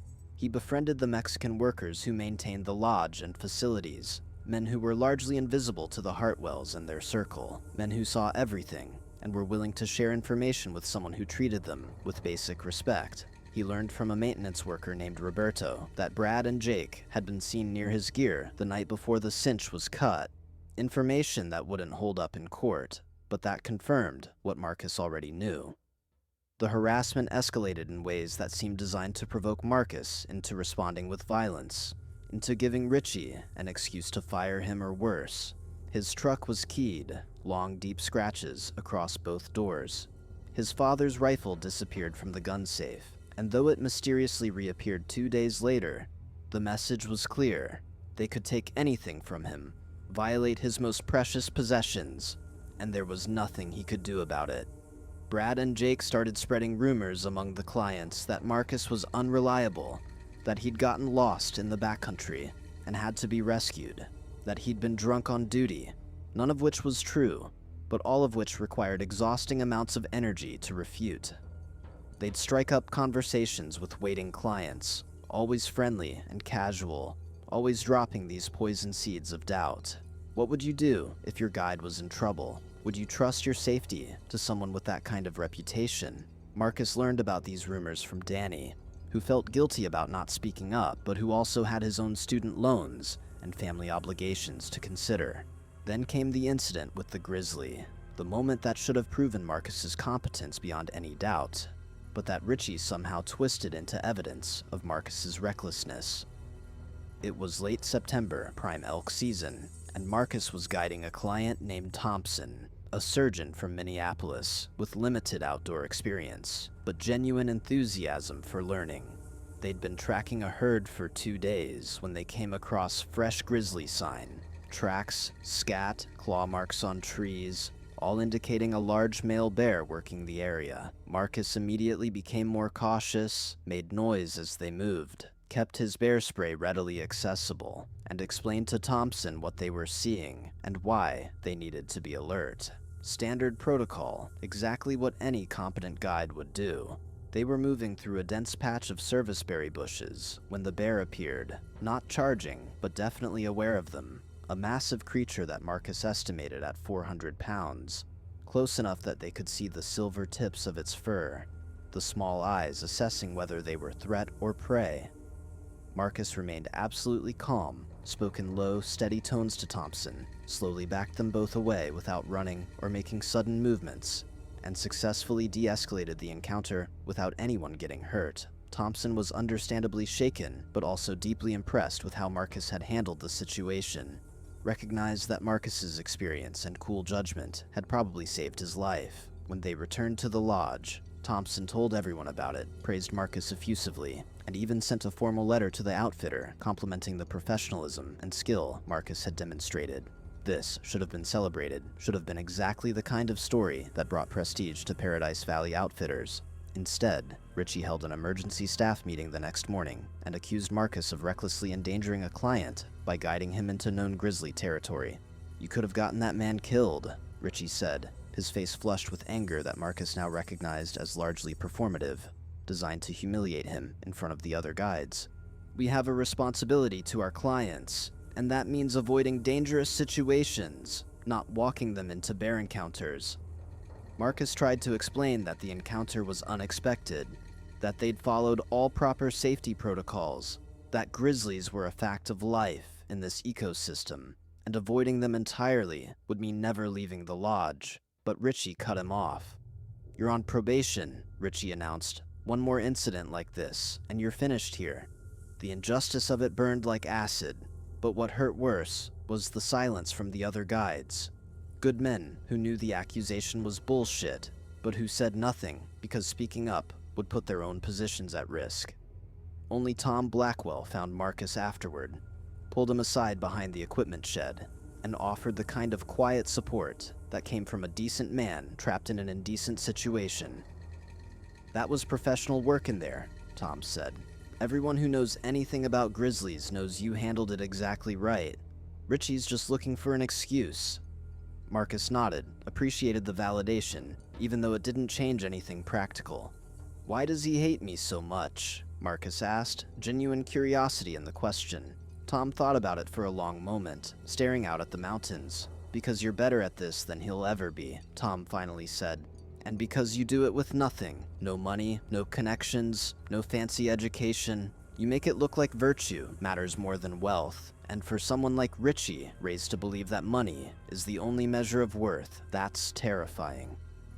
The third season began with Marcus understanding that he was in a war of attrition, that Richie and his allies were committed to breaking him, and that his only chance was to outlast them while building evidence of their corruption. He discovered during the off-season that Paradise Valley Outfitters was operating with several violations of state hunting regulations, exceeding permit limits, guiding on restricted lands, falsifying harvest reports, all designed to give wealthy clients better experiences regardless of conservation impacts. Marcus began documenting these violations carefully, photographing permit discrepancies, keeping records of hunts that shouldn't have happened, slowly building a file that he stored in a safety deposit box in Livingston.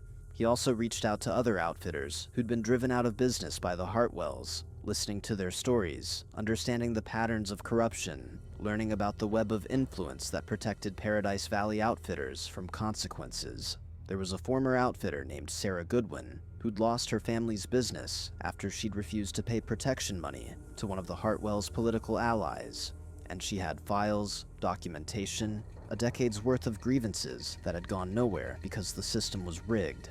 But Richie was escalating too, moving beyond harassment into territory that threatened Marcus's ability to work at all.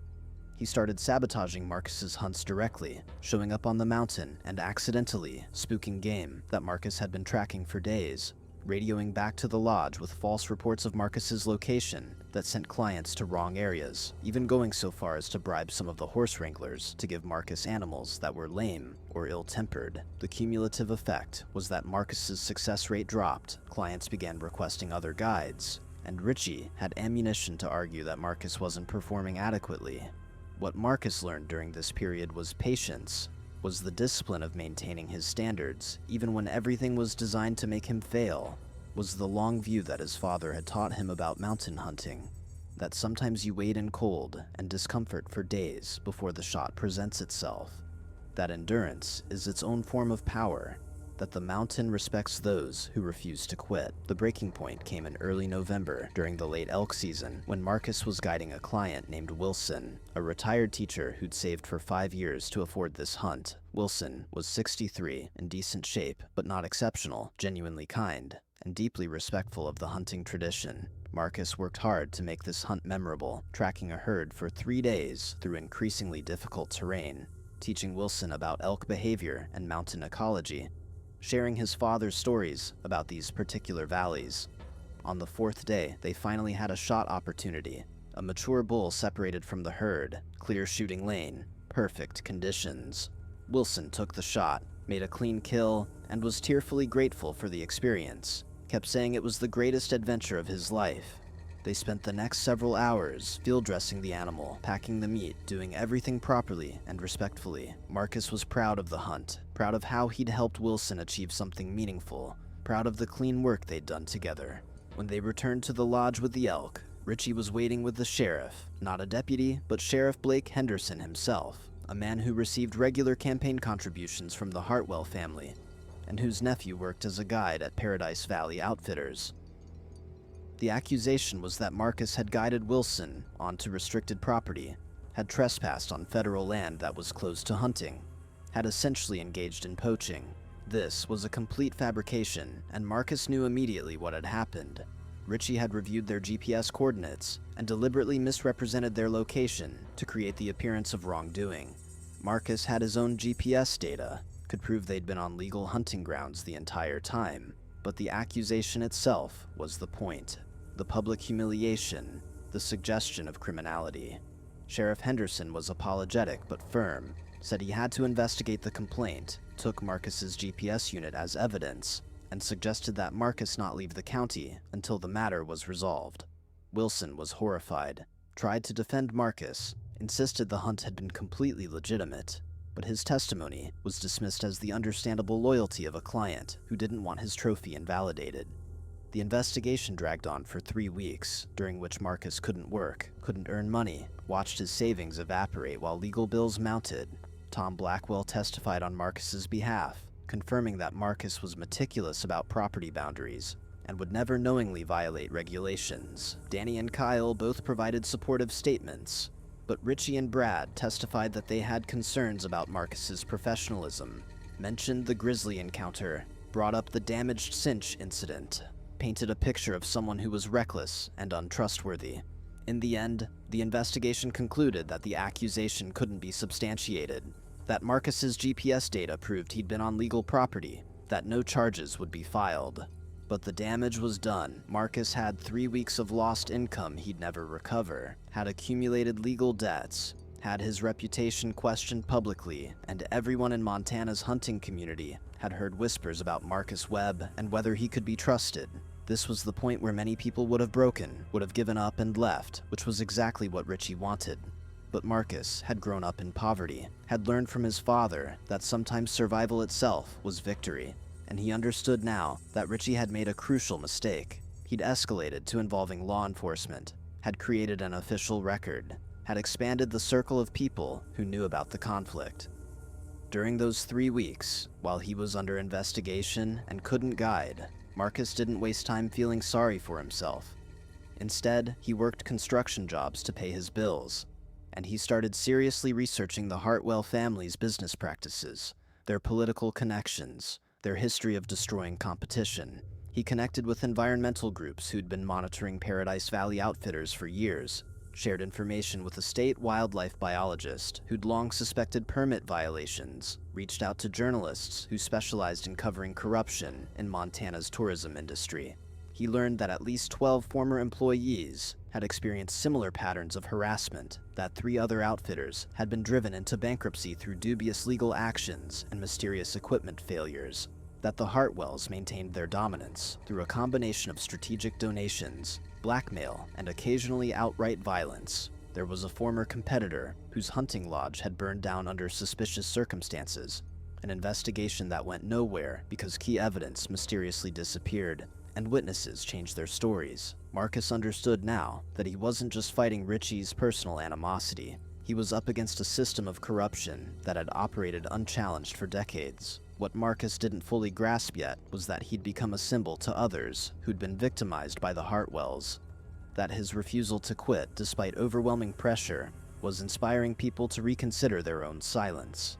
Sarah Goodwin, the former outfitter, began actively recruiting others who'd been harmed, building a coalition of witnesses who might be willing to testify if there was ever a real investigation. Tom Blackwell, despite his vulnerability, started keeping his own documentation of violations he witnessed at Paradise Valley Outfitters. Even some of the lodge staff, people who'd been invisible to the Hartwells for years, began quietly sharing information with Marcus. Financial irregularities, falsified records, conversations they'd overheard. Marcus realized that Richie's campaign of harassment had accidentally created something dangerous to the Hartwells. It had forced Marcus to become an organizer, an investigator, a focal point for accumulated grievances that had previously been isolated and therefore powerless. The situation reached its crisis point on a cold December morning when Marcus was cleared to return to work. The client was a businessman named Foster, who'd been assigned to Marcus specifically because Foster had a reputation for being difficult and demanding, and Richie clearly hoped that a bad review from Foster would provide grounds for firing Marcus. They were planning a late-season mule deer hunt in high country that would be technically challenging given the snow conditions. Marcus prepared meticulously, checked every piece of gear twice, made sure his documentation was perfect because he knew Richie would be looking for any excuse to create problems. The hunt itself went flawlessly. Marcus found a good buck, helped Foster make an ethical shot, did professional work throughout, but on the way back to the lodge, as they were navigating a narrow trail along a ridge, Marcus's horse suddenly panicked, rearing and nearly throwing him onto rocks that would have meant serious injury or death. Only his years of experience and natural horsemanship allowed him to keep his seat and calm the animal. When they returned to the lodge, Marcus examined the horse carefully and found cockleburrs deliberately placed under the saddle pad, positioned where they'd cause pain with pressure and movement. This wasn't accident, wasn't negligence. This was deliberate sabotage designed to cause a wreck in dangerous terrain. Marcus was standing in the barn, holding the cockleburrs, feeling something fundamental shift inside him. Because this wasn't just about harassment anymore. This was about people trying to kill him while maintaining plausible deniability. And he suddenly understood that if he didn't fight back, he would end up dead in these mountains, with his death ruled an accident and the Hartwells continuing their corruption unchallenged. He walked to the lodge, requested a meeting with Richard Hartwell III, and laid out everything he knew: the sabotage, the harassment, the permit violations, the pattern of destroyed competitors, the web of corruption. Hartwell listened with that same unchanging expression, and when Marcus finished, Hartwell stood and made a phone call. and 20 minutes later, Sheriff Henderson arrived. What happened next would have broken most people. Sheriff Henderson, at Hartwell's direction, arrested Marcus for criminal trespass and destruction of property, charging that Marcus had broken into the equipment shed to sabotage his own gear in order to frame Richie Hartwell. The charges were absurd, wouldn't hold up under any serious examination. But that wasn't the point. The point was to traumatize Marcus, to jail him, to demonstrate the Hartwell's power to manipulate the legal system. Marcus spent 2 nights in the Park County Jail, watched his name and mugshot shared on local social media, experienced the humiliation of being treated as a criminal while Richie Hartwell walked free. But during those 2 nights, something unexpected happened. Other inmates recognized his situation, recognized the pattern of powerful families crushing ordinary workers, and they shared their own stories, similar experiences with the Hartwells, with corrupt sheriffs, with a system designed to protect wealth and privilege. One man, a former ranch hand named Pete, told Marcus about his cousin who'd worked for Paradise Valley Outfitters and had been permanently injured in an accident that the insurance company had refused to investigate properly. The connections were everywhere once you started looking. Marcus was released when his public defender, a young woman named Maria Santos, fresh out of law school and still idealistic enough to be angry about injustice, discovered that the prosecution had no actual evidence and that Sheriff Henderson had filed paperwork with suspicious errors that suggested he knew the charges were false. She threatened to file a civil rights lawsuit, and the charges were quietly dropped, but again, the damage had been done. Marcus's name was associated with criminal activity, his credibility was questioned, and he'd accumulated more legal debt. He returned to work at Paradise Valley Outfitters because he literally couldn't afford to quit, needed the income, but also because he now had a deeper understanding of what he was really fighting. This wasn't just about one bully, this was about systemic corruption, about the ways that wealth protected itself, about how ordinary people were crushed by systems designed to maintain inequality.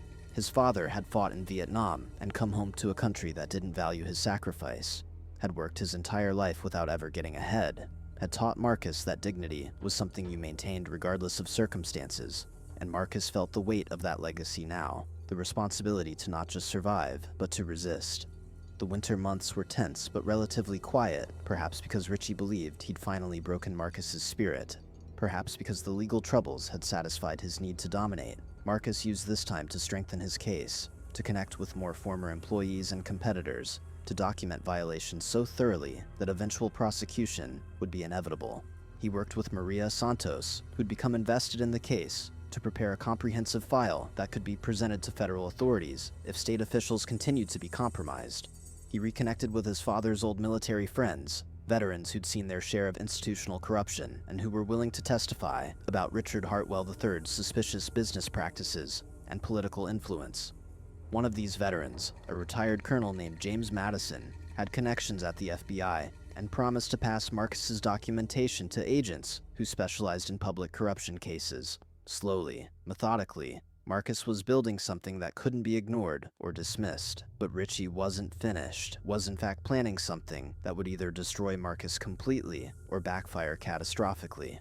In early March, as the snow began to melt and bear season approached, Richie convinced his father to offer Marcus a spring bear hunt, guiding a high-profile client who was apparently some sort of celebrity in the tech world. The offer came through Tom Blackwell, who delivered it with obvious concern, understanding that this was likely a trap, but unable to determine its exact nature. "You don't have to take this," Tom said quietly. "Something feels wrong about it." But Marcus needed the money, needed to maintain his employment status, and more than that, he needed to know what Richie was planning, what final move was being prepared. So he accepted the assignment, spent extra time preparing his equipment, made sure his documentation was current, and contacted Maria Santos to let her know where he'd be and when he should return, establishing a safety protocol that might matter if things went as wrong as his instincts suggested. The client was named Bryce Chambers, 34, founder of some blockchain company that Marcus neither understood nor cared about, worth apparently hundreds of millions of dollars. Exactly the kind of person who paid premium rates for the bragging rights of a dangerous hunt. Chambers arrived at the lodge in a helicopter, wore clothes that probably cost more than Marcus's truck, treated everyone around him with casual contempt, born from never having to care about consequences. Richie personally introduced Marcus to Chambers, and there was something in Richie's smile that made Marcus's instincts scream warnings. "Marcus here is our most experienced guide," Richie said, his voice dripping with false praise. "He'll take excellent care of you in the backcountry." They planned a 5-day hunt in remote territory, tracking black bears that were emerging from hibernation, and Marcus noticed that the proposed area was unusually far from normal hunting grounds, in terrain that was technically legal, but rarely used because the access was difficult, and the area was known for aggressive grizzlies defending territory from the smaller black bears. The first 2 days were uneventful, with Marcus and Chambers covering difficult terrain, glassing for bears, dealing with Chambers' constant complaints about the cold and discomfort. Chambers was an insufferable client, took nothing seriously, treated the wilderness like a video game, made jokes about shooting anything that moved, and demonstrated such poor gun safety that Marcus had to constantly monitor him to prevent accidents. On the 3rd day, they finally spotted a black bear, a mature boar feeding on winter-killed elk carcass, perfect target in most circumstances. But something felt wrong to Marcus. His instincts honed by thousands of hours in these mountains picking up on subtle warning signs. The way the bear kept looking over its shoulder, the aggressive posturing, the presence of very fresh grizzly scat near their position. He tried to explain to Chambers that they should back off, wait for better conditions, that hunting in this particular spot was asking for trouble, but Chambers was done waiting, had paid his money, and wanted his trophy. And he informed Marcus, in a voice dripping with entitlement, that he hadn't flown all the way to Montana to listen to some hit guide's cautious nonsense. What happened next would play out in Marcus's nightmares for years afterward. Chambers took his shot at the black bear, made a decent hit but not immediately fatal, and the bear ran wounded into thick brush. Standard protocol was to wait 30 minutes before following a wounded bear, to let it bed down and expire, rather than pushing it while it was still capable of fighting. But Chambers insisted on immediate pursuit, was practically vibrating with adrenaline and excitement. Marcus tried to refuse, tried to explain the dangers, but Chambers pulled rank, reminded Marcus who was paying whom, threatened to report Marcus for cowardice if he didn't do his job. So Marcus loaded his rifle, chambered a round for backup, and led them carefully into the brush, every nerve screaming that this was wrong, that they were walking into disaster. They found the black bear exactly where Marcus expected, bedded down, but still alive, and as Chambers moved for a finishing shot, the grizzly appeared.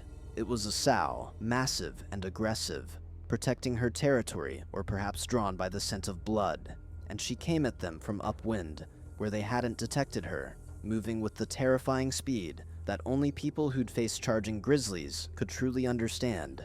Marcus had maybe 3 seconds to react, to process what was happening, and make decisions that would determine whether they lived or died.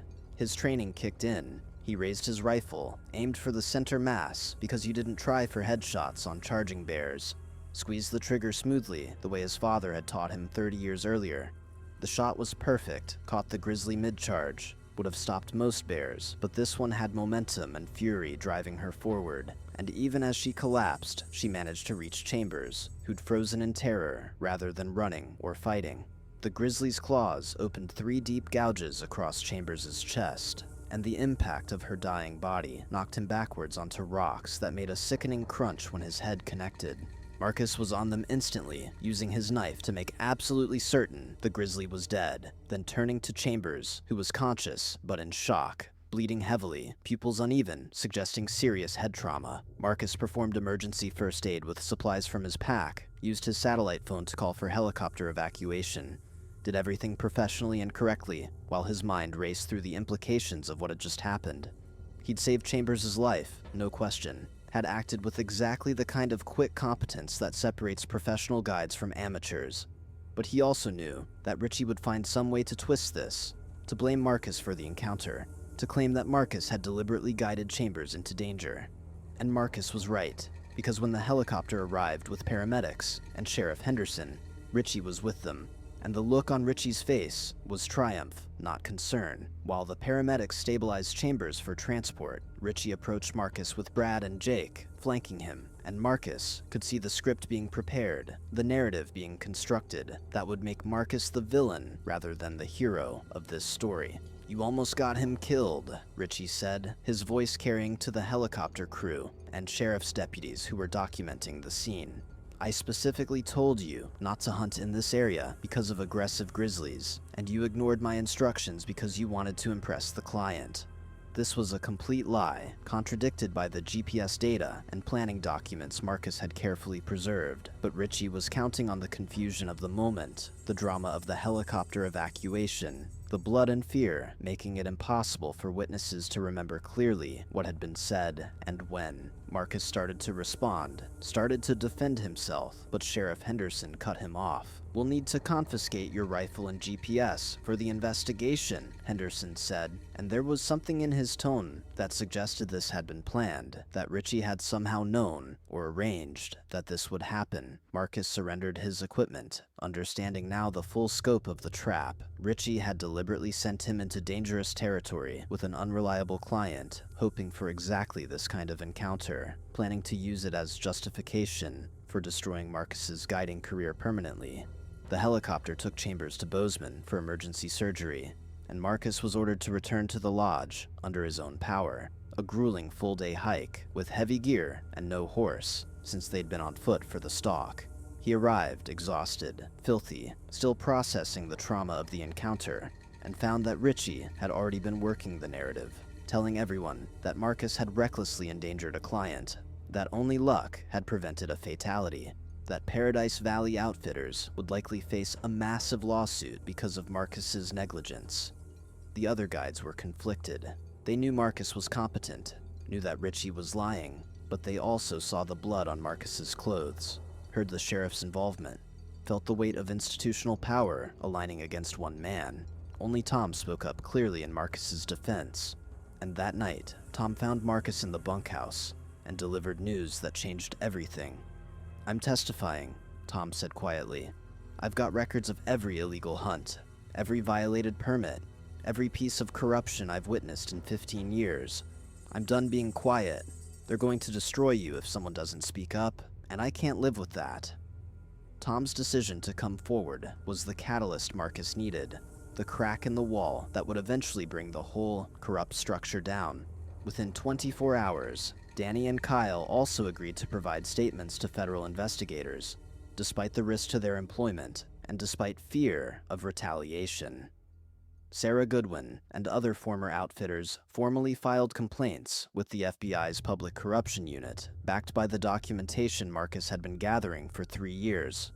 Maria Santos filed a civil rights lawsuit against Sheriff Henderson and the Hartwell family, alleging systemic abuse of law enforcement powers to protect illegal business practices.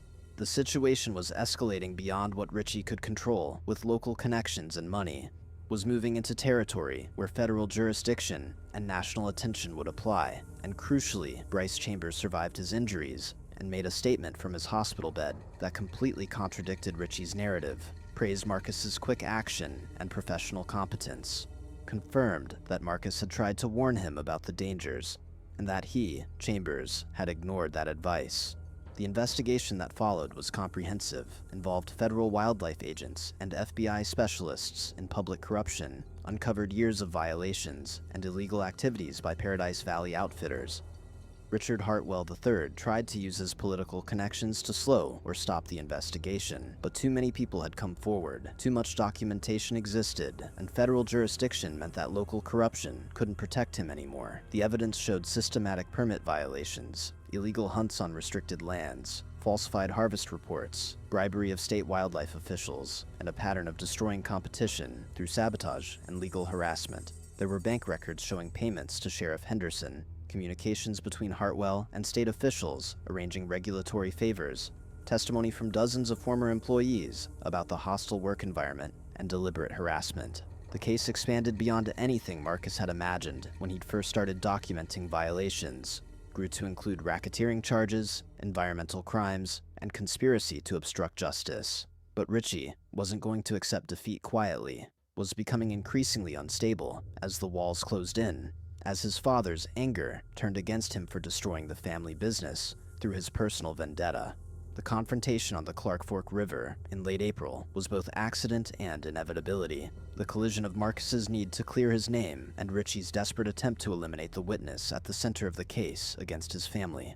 Marcus had been called to testify before a grand jury investigating the Hartwell family's business practices, had spent hours walking prosecutors through his documentation, providing context and explanation for years of accumulated evidence. He was returning to Livingston in his battered truck, taking a back road along the Clark Fork River because it was peaceful and he needed time to process everything that was happening, when he noticed a truck following him, a new Ford F-350 that he recognized as belonging to Paradise Valley Outfitters. Marcus pulled off at a small fishing access site, partly to see if he was being paranoid, and partly because he was curious about who was following him and why. Richie emerged from the truck with Brad and Jake, and Marcus's heart sank because he understood immediately that this wasn't going to be a conversation, that something very dangerous was unfolding. They were all armed, which wasn't unusual in Montana, but the way they carried themselves, the grim determination in their movements, suggested this was planned rather than spontaneous. "You've destroyed everything," Richie said, his voice shaking with emotion that was equal parts rage and fear. "My father's business, my family's reputation, my entire future. You've taken all of it because you couldn't just quit like you were supposed to." Marcus stayed near his truck, calculating distances and options, understanding that he was outnumbered and that violence was probably inevitable, but hoping he could talk his way out of it anyway.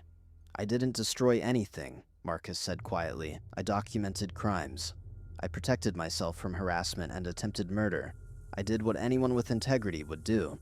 This was apparently the wrong thing to say, because it implied moral superiority that Richie couldn't tolerate, and Richie moved forward aggressively, reaching for something in his jacket. What happened next was chaotic and terrifying, was the kind of violence that erupts suddenly after long periods of tension, was both men finally confronting each other without institutional intermediaries or carefully maintained pretenses. Richie pulled a pistol from his jacket, not pointing it directly at Marcus but clearly threatening, and Brad and Jake moved to flank Marcus, cutting off escape routes. Marcus raised his hands, showing he wasn't reaching for a weapon, trying to de-escalate despite knowing that de-escalation probably wasn't possible at this point. "You're going to recant your testimony," Richie said, his voice cracking with stress. "You're going to tell the prosecutors that you made everything up, that you were angry about being fired and wanted revenge, that none of it was true." Marcus shook his head slowly, understanding that complying wouldn't save him anyway, that Richie had already decided violence was necessary. "I can't do that," Marcus said. "It's all true. It's all documented. Recanting wouldn't change anything except make me a liar." Richie's face contorted with fury, and he raised the pistol toward Marcus, and in that moment, several things happened simultaneously. Tom Blackwell emerged from the trees where he'd been fishing, saw what was happening, shouted at Richie to stop.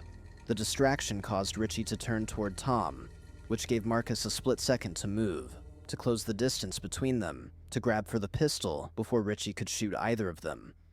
The struggle was brief and savage, two men fighting for a gun with the absolute knowledge that whoever lost would probably die, and they crashed through brush toward the riverbank where spring runoff had created dangerous conditions. Fast water, thin ice along the edges, slippery rocks, multiple ways to die if you fell in wrong. Marcus was stronger, had genuine combat training from his father rather than Richie's gym-based fitness, but Richie was fighting with the desperation of someone who had nothing left to lose, whose entire identity was collapsing, and desperation added strength beyond ordinary capability. They fell together onto the ice at the river's edge, and Marcus heard the cracking sound, felt the surface breaking beneath their combined weight, understood with perfect clarity what was about to happen. His last thought before the freezing water closed over his head was that he'd done what his father taught him. He'd stood up for what was right, refused to be broken by corruption and power, maintained his dignity and integrity regardless of cost. The cold was shocking, numbing, was like being hit with 1,000 knives simultaneously, and he felt Richie's grip loosening as hypothermia set in immediately, saw bubbles streaming from Richie's mouth as he tried to scream underwater, fought against the current that was pulling them both toward deeper, faster water where survival would be impossible. Marcus's military training kicked in, calm despite drowning, methodical despite dying, his father's voice in his head saying that panic kills faster than anything else. He kicked toward the surface, broke through gasping, grabbed at ice that broke under his weight, saw Tom Blackwell lying flat at the edge, reaching out with a branch, heard sirens in the distance because someone at the fishing access had called 911. Tom pulled Marcus from the water with strength born from determination not to lose another person, dragged him onto solid bank, where Marcus collapsed, coughing and shaking. Hypothermia, setting in fast enough that he was losing coherent thought. Tom stripped off Marcus's wet clothes, wrapped him in emergency blankets from his fishing kit, did everything right to treat cold water immersion while screaming at Brad and Jake to help find Richie, who was still in the river, floating downstream rapidly, not moving anymore. Marcus watched through fading consciousness as emergency responders arrived. As divers went into the water, as a rescue helicopter appeared overhead, the whole machinery of emergency response mobilizing too late to save Richie Hartwell IV, who drowned in 40-degree water while trying to murder the man who'd exposed his family's corruption. Marcus was transported to the hospital, treated for severe hypothermia and near drowning, spent 2 days in intensive care while his body temperature was slowly brought back to normal levels. Richie's body was recovered 3 miles downstream, and the autopsy would show death by drowning combined with hypothermia. No evidence of foul play beyond the struggle that Tom Blackwell and emergency responders had witnessed. Brad and Jake were arrested for conspiracy to commit assault, for being accomplices in what was clearly a planned attack on Marcus, and facing their own legal jeopardy, they began cooperating with investigators, providing testimony about years of illegal activities at Paradise Valley Outfitters. The case against the Hartwell family accelerated after Richie's death, perhaps because prosecutors felt urgency to act while the evidence was fresh, perhaps because the dramatic circumstances made the corruption impossible to ignore any longer. Richard Hartwell III and his wife were indicted on multiple federal charges, including racketeering, wildlife trafficking, conspiracy to obstruct justice, and bribery of public officials. Sheriff Blake Henderson was forced to resign and face criminal charges for abuse of authority and accepting bribes. 3 state wildlife officials lost their positions and faced prosecution.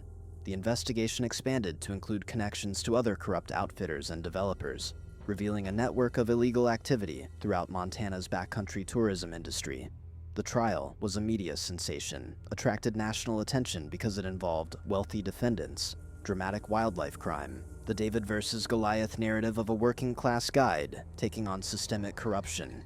Marcus testified for 3 days, walking the jury through his documentation, explaining how he'd survived 3 years of harassment and attempted murder, describing the pattern of violations he'd witnessed. Tom Blackwell, Danny Chen, Kyle Stevens, and a dozen other current and former employees provided corroborating testimony, painting a comprehensive picture of how Paradise Valley Outfitters had operated outside the law for decades.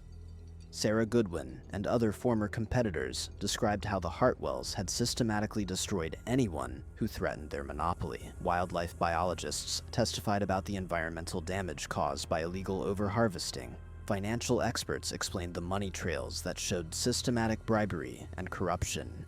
The evidence was overwhelming, was the kind of case where guilt was obvious from day one, and the jury took less than 8 hours to convict Richard Hartwell III on all charges. The sentencing was severe, reflecting both the seriousness of the crimes and the judge's disgust at how wealth and privilege had been used to corrupt public institutions.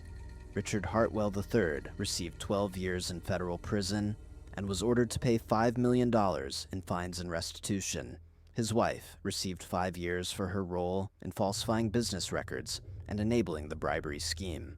Paradise Valley Outfitters was permanently shuttered, its permits revoked, its assets liquidated to pay damages to victims of the Hartwell family's corruption. Sheriff Blake Henderson received 7 years for bribery and abuse of authority. Brad Morrison and Jake Sullivan each received 3 years for assault and conspiracy. Various state officials received sentences ranging from probation to 5 years depending on their involvement. The case resulted in comprehensive reforms to Montana's hunting permit system, new oversight mechanisms for outfitters, and a broader investigation into corruption in natural resource management across multiple states. But perhaps the most important outcome was what happened to the people who'd found courage to speak up, to resist, to refuse to accept that power made everything permissible. Tom Blackwell used his experience to start his own small outfitting business, focused on ethical hunting and honest relationships with clients, building exactly the kind of operation that the Hartwells had tried to prevent from existing. Danny Chen went back to school, earned his graduate degree in wildlife biology, began working on grizzly bear conservation programs that would ensure future guides wouldn't face the dangers Marcus had confronted. Kyle Stevens took over his family's ranch with renewed hope that honest work could still succeed in Montana. Sarah Goodwin reopened her outfitting business, reclaimed the land she'd lost to Hartwell manipulation, became an advocate for small business protections against predatory competition. Maria Santos established a civil rights practice focused on representing workers who faced retaliation and harassment. Her career launched by the victory in Marcus's case. Marcus himself spent 3 months recovering from his injuries, both physical and psychological, processing the trauma of nearly dying, of watching Richie Hartwell drown, of surviving 3 years of sustained harassment and danger. He was offered book deals, movie rights, speaking engagements, all the opportunities that came to people whose stories captured public imagination. But he turned most of them down because he wasn't interested in fame or celebrity, had never been motivated by those things. What he did accept was an offer to run a wilderness guide training program at Montana State University, teaching the next generation of outfitters about ethical practices, proper safety protocols, environmental stewardship, and the importance of maintaining integrity regardless of pressure. He used his father's old cabin as a base, lived simply and deliberately, spent his free time in the mountains he'd always loved, and occasionally guided hunts for clients who understood and respected what hunting should be. A sacred relationship with animals and land, not a commercial transaction or status symbol. The moral of this story isn't complicated, though living by it can be incredibly difficult. Wealth and power will always seek to protect themselves, will always find people willing to excuse or enable corruption in exchange for personal benefit, will always test the resolve of anyone who stands for integrity and accountability. But power has a fundamental weakness that Marcus understood from the beginning. It depends on the complicity or silence of ordinary people. And when enough people find courage to speak truth, when enough people refuse to be broken by harassment and intimidation, when enough people choose solidarity over self-interest, even the most entrenched corruption can fall. Richie Hartwell died because he believed his family's wealth made him untouchable, because he'd learned from his father and grandfather that money could buy protection from consequences, because he'd never developed the actual skills and character that would have made him genuinely respected. His death wasn't justice in some cosmic sense. It was tragedy, the inevitable collision of entitlement and reality, the price of believing lies about your own invincibility. Marcus survived because his father had taught him patience and discipline, because he understood that immediate retaliation would play into his enemy's hands, because he had the moral clarity to distinguish between self-defense and revenge, and because he built a community of allies rather than trying to fight alone. His victory wasn't about becoming wealthy or famous. It was about maintaining dignity in impossible circumstances, protecting others from similar abuse, and helping reform systems that enabled corruption. The greatest strength isn't physical power or financial resources. It's the ability to endure injustice without becoming unjust yourself, to face cruelty without becoming cruel, to survive attacks on your character while maintaining your actual character intact. Share this story with anyone who needs to hear that standing up to bullies and corruption is possible, that integrity matters even when it seems like money and power have won, and that sometimes the wilderness itself will exact justice from those who thought themselves above natural law. The conference room in Moscow went silent as the federal prosecutor slid the final photograph across the polished mahogany table, and Viktor Mikhailovich Sokolov felt his throat tighten when he recognized the image, a torn parka dark with frozen blood, half buried in spring snow outside a bear den in the remote wilderness of Yakutia. His lawyers shifted uncomfortably in their expensive chairs, their Italian leather briefcases suddenly seeming obscene against the backdrop of that brutal evidence. The prosecutor's voice was cold and precise as she explained how the geological surveys Sokolov had ordered, the illegal seismic testing his company conducted without indigenous consent, had disturbed the natural denning patterns of brown bears across an entire region, forcing desperate hunters into unfamiliar and deadly territories. Sokolov's hands trembled as he reached for his water glass, the heavy crystal rattling against his diamond-encrusted watch, because he finally understood that all his wealth, all his political connections, all the bribes he'd paid to regional officials couldn't save him from the truth that was about to destroy everything he'd built on the graves of people he'd considered beneath his notice. But what these arrogant predators in designer suits never understand is that the land remembers, the people remember, and eventually every debt comes due with interest that compounds in blood and tears and justice that moves slowly but strikes with the force of a Siberian winter.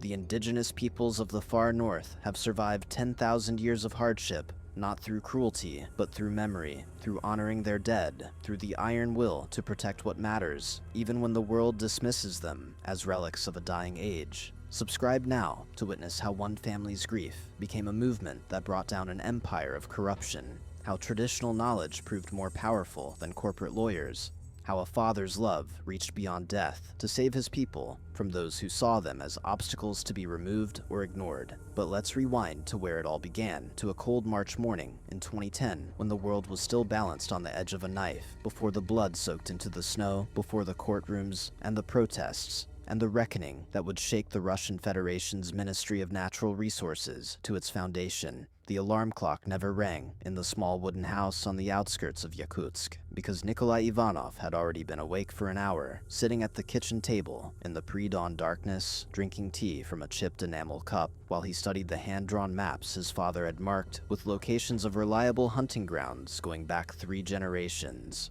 At 17, Nikolai was tall and lean like his father Dmitri, with high cheekbones that spoke to their Sakha heritage, and dark eyes that missed nothing, the kind of careful attention to detail that meant the difference between a successful hunt and returning empty-handed to a hungry family.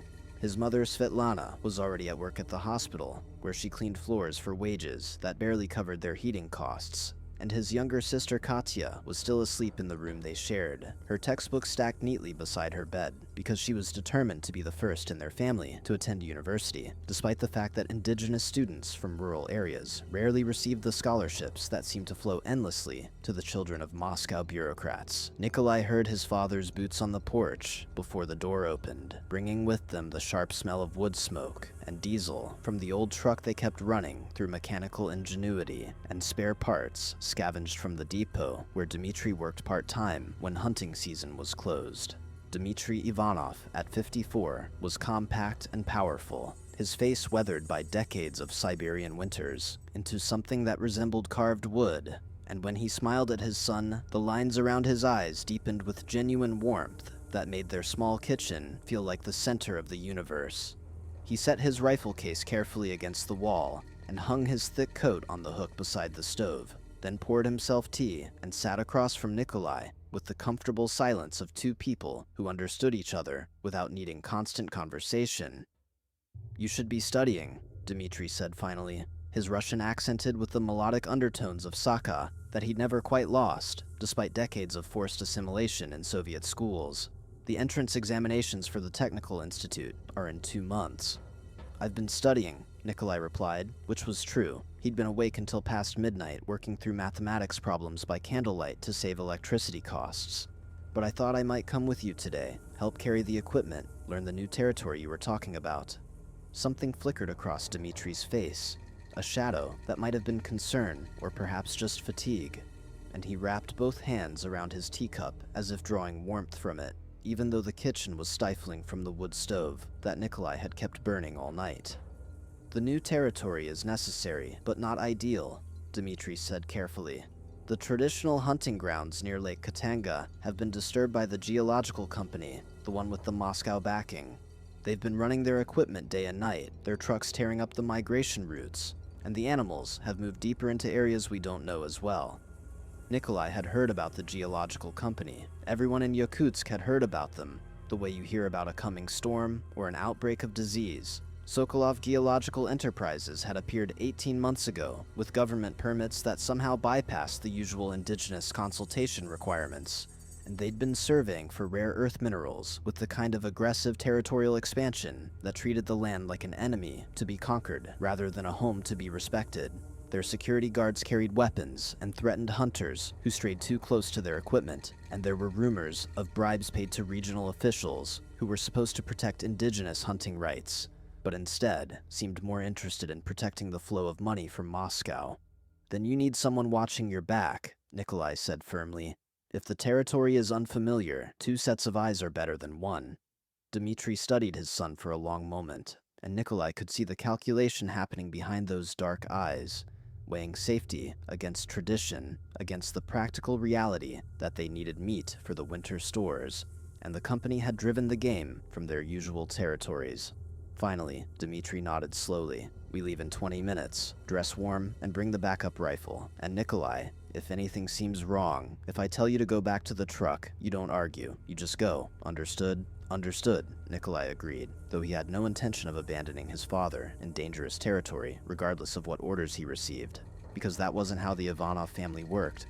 That wasn't how you honored the people who had sacrificed everything to give you a chance at a better life. They drove north as the sun rose over the endless taiga, painting the snow-covered forest in shades of pink and gold that seemed too beautiful for a world where corporations could buy politicians and indigenous peoples could be displaced for the sake of mineral deposits that would enrich people who had never felt true cold or known true hunger. Dmitri's truck was a battered UAZ that had been manufactured during the Soviet era and held together through sheer determination and mechanical skill, its heater producing more noise than warmth, but still precious in a landscape where temperatures could drop to -50°C, and stranded vehicles became metal tombs. They passed through scattered villages where smoke rose from chimneys and children played in yards fenced against wolves, past abandoned collective farms that stood as monuments to failed ideologies, past logging roads that carved scars through the forest, where Sokolov Geological Enterprises had expanded their operations, despite the lack of proper environmental permits. "I don't like this," Dmitri muttered as they turned onto a narrow track that wound deeper into the forest. "The company's equipment has been working this area for weeks. The vibrations from their testing equipment, the constant noise, it disrupts everything. Bears that should be in deep hibernation are restless, disturbed. Migration patterns are chaos." Nikolai had grown up learning to read the land the way city children learn to read books, and even he could see the signs of disturbance. Trees marked with fresh claw marks too high up for any normal bear behavior, scat in locations that suggested animals moving through areas they would normally avoid, and most tellingly, the absence of smaller game that indicated predators were active in unusual patterns. They parked the truck where the track ended and continued on foot, carrying their rifles and backpacks loaded with emergency supplies, because in the Siberian wilderness, you prepared for the worst and hoped for the best, and the distance between those two outcomes could be measured in minutes or meters. The forest was eerily quiet, lacking the normal sounds of winter birds and small mammals that should have been emerging with the spring thaw. Snow still covered the ground in deep drifts, but the temperature had climbed above freezing during the day, creating a dangerous crust that could support your weight one moment and plunge you through into a hidden ravine the next. Dmitri moved with the careful deliberation of a man who had spent 40 years in this landscape, reading tracks in the snow, testing the wind direction, pausing frequently to listen for sounds that didn't belong. Nikolai followed in his father's footsteps, literally placing his boots in the same depressions, learning through observation and practice the skills that couldn't be taught in classrooms, but were passed down through generations like precious heirlooms. They had been walking for perhaps 2 hours when Dmitri stopped abruptly and raised his hand in the signal for absolute silence. Nikolai froze, his breath misting in the cold air, and followed his father's gaze to a rocky outcropping about 50 meters ahead, where the snow had melted away in patches to reveal dark earth and the entrance to what might be a natural cave or bear den. Dmitri's hand moved to his rifle, not raising it, but simply resting on the stock in preparation, and he turned to whisper urgently to Nikolai. "That's a den, active by the look of the disturbed snow. We need to circle around, give it wide berth. A bear in early spring, especially if it's been disturbed from hibernation, is extremely dangerous. But before they could retreat, the sound that changed everything shattered the forest silence. The diesel roar of heavy equipment moving through the trees, coming from the direction they'd walked, cutting off their easiest path of retreat. Dimitri's face went pale with understanding. The company, they're expanding their testing grid. If their equipment gets close to that den... He didn't finish the sentence because he didn't need to. A hibernating bear disturbed by human activity was unpredictable and aggressive, its metabolism thrown into chaos by being forced awake when it should be deep in dormancy, its natural caution overridden by confusion and the biological imperative to protect its den. The sound of the approaching machinery was growing louder, accompanied now by human voices shouting in Russian with Moscow accents, the kind of urban pronunciation that marked them as outsiders who probably had no idea they were about to blunder into a situation that could turn fatal in seconds. Dimitri made a decision, the kind of split-second choice that defines a person's character, and started moving quickly toward the noise of the machines, waving his arms and shouting warnings about the den, about the danger, trying to prevent a tragedy, even though the company workers had spent months treating indigenous hunters like obstacles to be removed or ignored. Nikolai followed, his heart pounding with a fear that had nothing to do with bears and everything to do with the terrible certainty that something was about to go irreversibly wrong, the way you know from the smell of the air that a storm is coming, or from the sound of cracking ice that you're about to fall through into black water. The equipment appeared through the trees, a massive seismic testing vehicle painted with the Sokolov Geological Enterprises logo, followed by 2 security guards in winter camouflage, carrying weapons that were absolutely illegal for civilian use, but apparently acceptable when you had enough money to make laws meaningless. The guards saw Dimitri approaching and immediately unslung their rifles, not pointing them directly, but holding them in a way that communicated threat and authority, and the assumption that they had every right to be here, while indigenous hunters did not. "This is a restricted work zone," one of the guards shouted, a heavy-set man with a Moscow accent, and the kind of aggressive posture that came from too many years working security for people who believed might made right. "You're trespassing on land leased to Sokolov Geological Enterprises. Turn around and leave immediately, or we'll have you arrested." "There's a bear den 30 meters that way," Dimitri said urgently, pointing back toward the outcropping, his rifle still slung across his back in a non-threatening position, because he was trying to save lives, not start a confrontation. "Active den. Animal is likely disturbed already. You need to shut down your equipment and back away slowly. Make no sudden moves." "We don't take orders from locals," the second guard interrupted, younger than his partner, and with the kind of sneer that suggested he'd grown up believing indigenous peoples were primitive obstacles to progress, rather than human beings with knowledge worth respecting. "This survey is authorized by the Ministry of Natural Resources. We have every right to operate in this territory. Now leave, before we call the regional police." The seismic testing vehicle was still running, its diesel engine rumbling, and its equipment beginning the deep vibrating pulse that sent shockwaves through the earth to map underground mineral deposits, and Nikolai could actually feel the vibrations through his boots, could see snow shifting on nearby branches, could imagine what those seismic pulses must sound like to an animal already stressed by premature waking from hibernation. Dimitri tried again, his voice tight with barely controlled frustration. "Please, I'm asking you as one human being to another, shut down your equipment before someone gets hurt. That bear is a brown bear, probably 400 kilograms, and if your vibrations force it from the den in an aggressive state..." "I said leave," the heavy-set guard said flatly, and now he did raise his rifle, not quite pointing it at Dimitri, but bringing it across his chest in a way that made his intent clear. "We're not interested in superstitious nonsense from hunters who don't understand modern industrial operations. Go back to your village and let professionals do their work." And that was when it happened, when the universe demonstrated with brutal clarity that arrogance and ignorance could be more deadly than any natural predator. The seismic pulse reached a new intensity, the equipment operator inside the vehicle apparently deciding to increase power to punch through some underground resistance, and the forest itself seemed to shudder with the force of it. There was a moment of terrible silence, like the breath before a scream, and then the outcropping exploded with motion as 350 kilograms of enraged brown bear burst from the den with a roar that seemed to shake the very air. The guards panicked, swinging their rifles around but freezing in the face of a charging predator, moving with a speed that seemed impossible for something so massive. And Dmitri did what he had done his entire life, what his father had taught him and his grandfather before that. He moved to protect others, even at cost to himself. He unslung his rifle with practiced speed and fired a warning shot into the air, trying to redirect the bear's attention, trying to give the guards time to retreat to their vehicle, trying to be the man his son believed him to be, even when facing people who had shown him nothing but contempt.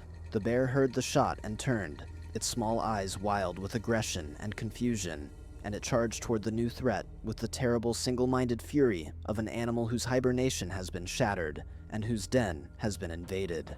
Dmitri fired again, this time aiming for the bear, but a rifle designed for hunting deer was insufficient against an enraged brown bear at close range, unless you hit a perfect kill shot.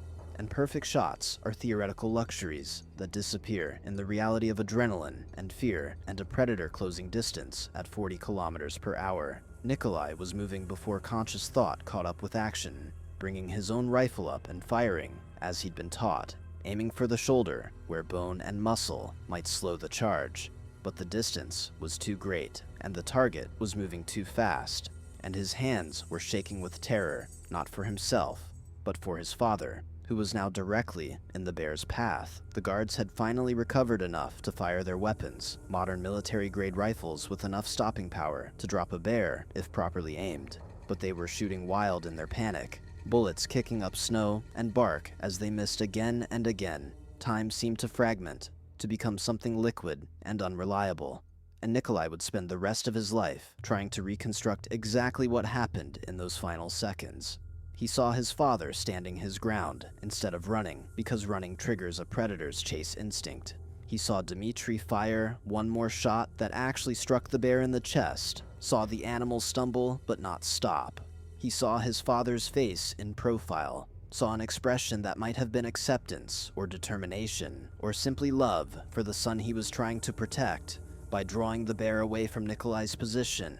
He saw the collision, the terrible physics of 400 kilograms of muscle and claw and teeth striking a human body, saw his father go down under the weight of it, and then Nikolai was running forward, screaming, firing his rifle until it clicked empty, and the guards were finally landing shots that dropped the bear, but it was too late. It was all too late, because Dmitri Ivanov lay motionless in trampled snow that was turning red with blood, his parka torn open by claws that had found flesh. His face peaceful in a way that was somehow worse than any expression of pain. The heavy-set guard was vomiting against a tree, while his younger partner stood frozen with his smoking rifle, and the equipment operator had emerged from his vehicle, looking pale and shocked.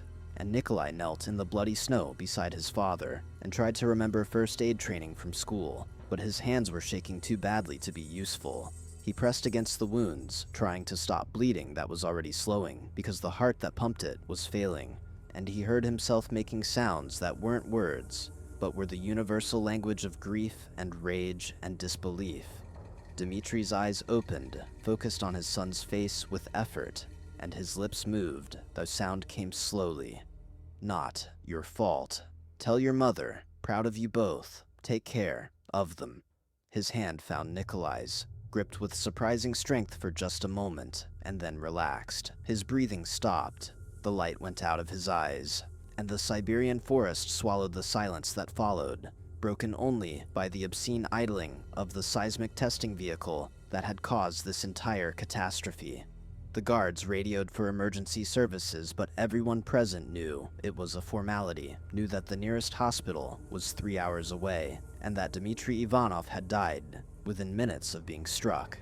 They stood around awkwardly while Nikolai sat in the snow holding his father's cooling hand, and the heavy-set guard finally found his voice. This was an accident, a tragic accident. The bear was disturbed by natural causes. Spring awakening. You understand that, right? There's no need to mention the company equipment in your statement to police. Nikolai looked up at him with eyes that held no tears, because the grief was too deep for tears, too massive for any physical expression, and his voice, when he spoke, was absolutely level. My father warned you. He told you about the den. He tried to save your lives, and you threatened him and called him superstitious and told him to leave. This wasn't an accident. This was negligence. This was murder. Now listen here, the younger guard started, his voice rising with defensive anger, but his partner cut him off with a sharp gesture. The kid's in shock. He doesn't know what he's saying. Look, son, I'm sorry about your father. Truly I am. But accusations like that could cause problems for everyone. The company has lawyers, good lawyers, and they'll make this very difficult for your family if you start claiming things you can't prove. The regional police chief is a reasonable man who understands that sometimes tragedies happen in the wilderness, and it would be better for everyone if we all agreed on the basic facts. Your father was hunting. He encountered a bear. The bear attacked. Simple, clean. No need to complicate things with talk about equipment or company operations. Nikolai said nothing, just looked at this man, who was already constructing a narrative that would protect Sokolov Geological Enterprises from liability. Already thinking about how to manage a story rather than honor a death. Already calculating how much indigenous testimony would be worth against corporate lawyers and government officials who had been taking bribes for years. He looked at his father's body, at the man who had taught him about honor and integrity and the importance of protecting others, and he made a decision that would define the rest of his life. I'll give my statement to the police, he said quietly. The complete truth, all of it, and then we'll see what happens. The funeral was held 5 days later, a traditional Saka ceremony that blended Orthodox Christian elements with older practices that predated Russian colonization, and it seemed like half of Yakutsk attended despite the bitter cold, because Dmitry Ivanov had been respected as a hunter, as a father, as a man who lived his values instead of just speaking them. They buried him in the community cemetery on a hillside overlooking the forest he'd loved, and Svetlana stood beside the grave with her face carved from stone, holding Katya, who wept openly, while Nikolai stood apart with his grandfather Alexei, a man of 82, who had survived Stalin's purges and Khrushchev's Virgin Lands campaign, and seemed to be made of something harder than granite. The police have closed the investigation, Alexei said quietly, his voice barely audible over the wind that moaned through the cemetery. Accidental death caused by bear attack. They questioned the company guards for 15 minutes and accepted their version of events without question. The regional police chief received a new truck last week, delivered courtesy of Sokolov Geological Enterprises. Strange timing, don't you think? Nikolai had spent 5 days being interviewed by police, who clearly wanted him to simplify his story, being visited by a company lawyer who offered his mother 10,000 rubles as compensation for her loss, which was simultaneously an insult and a bribe, being warned by the school principal that his accusations against a registered company could affect his sister's scholarship applications. He had spent 5 nights lying awake in his father's bed, staring at the ceiling and listening to his mother's quiet crying from the kitchen, and he had come to understand something fundamental about how power worked in the Russian Federation. How wealth could purchase not just luxury, but immunity. How ordinary people could be crushed by systems that were supposed to protect them. What would you do? Nikolai asked his grandfather, this man who had seen and survived so much, this repository of wisdom, who understood that justice and law were not always the same thing. Alexei was quiet for a long moment, watching the mourners drift away from the gravesite, heading back to their warm homes and their living families. When he finally spoke, his voice carried the weight of 8 decades of experience. When I was your age, the Soviet Union was at the height of its power, and speaking truth could get you sent to the gulag, or simply disappeared in the night. I learned to be patient, to document, to remember, because systems change and rulers fall, but truth has a way of surviving if someone is brave enough to carry it forward. Your father died trying to protect people who despised him, and that tells you everything you need to know about his character. You honor him not through rage, but through persistence, not through violence, but through refusing to let them bury his memory along with his body. They're going to get away with it, Nikolai said, and for the first time since the attack, he felt tears coming, hot and bitter. They killed him through negligence and bribery, and they're going to walk away and continue their operations, and probably kill more people, and nothing will change. Maybe, Alexei agreed, or maybe not. The world is changing, Nikolai. We have internet now, social media, ways to tell stories that bypass official channels. We have environmental groups in Moscow who care about indigenous rights, lawyers who work for justice instead of money, journalists who still believe their job is to expose truth rather than manage perception. Your father is gone, and nothing will bring him back, but his death doesn't have to be meaningless. The question is whether you're strong enough to carry this fight forward, knowing it might take years, knowing you might not live to see victory. Nikolai looked at his father's grave, at the simple wooden marker that bore his name and dates, and the word hunter, as if that summed up an entire life of love and sacrifice and dignity. He thought about giving up, about accepting the company's money, and using it to pay for his education, and moving to Moscow, where he could forget about Yakutia and bears, and corrupt officials, and the price of speaking truth to power.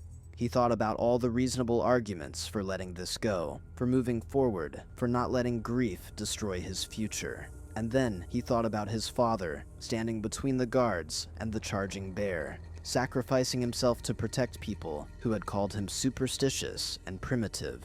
And he understood that some things were more important than safety, or comfort, or even survival. Some things were worth fighting for, even when the odds were impossible. Even when everyone told you to be reasonable, even when the smart money said to walk away. Teach me, Nikolai said to his grandfather. Teach me how to fight them, not with guns or fists, but with documentation and patience and refusing to forget. Teach me how to honor my father by making sure his death means something.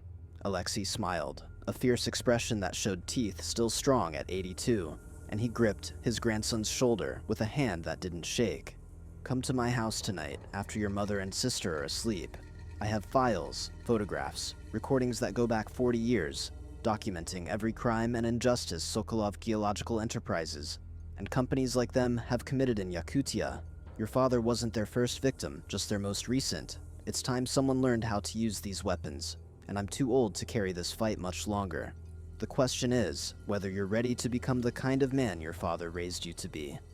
Over the following weeks and months, Nikolai lived a double life that would have seemed impossible before his father's death.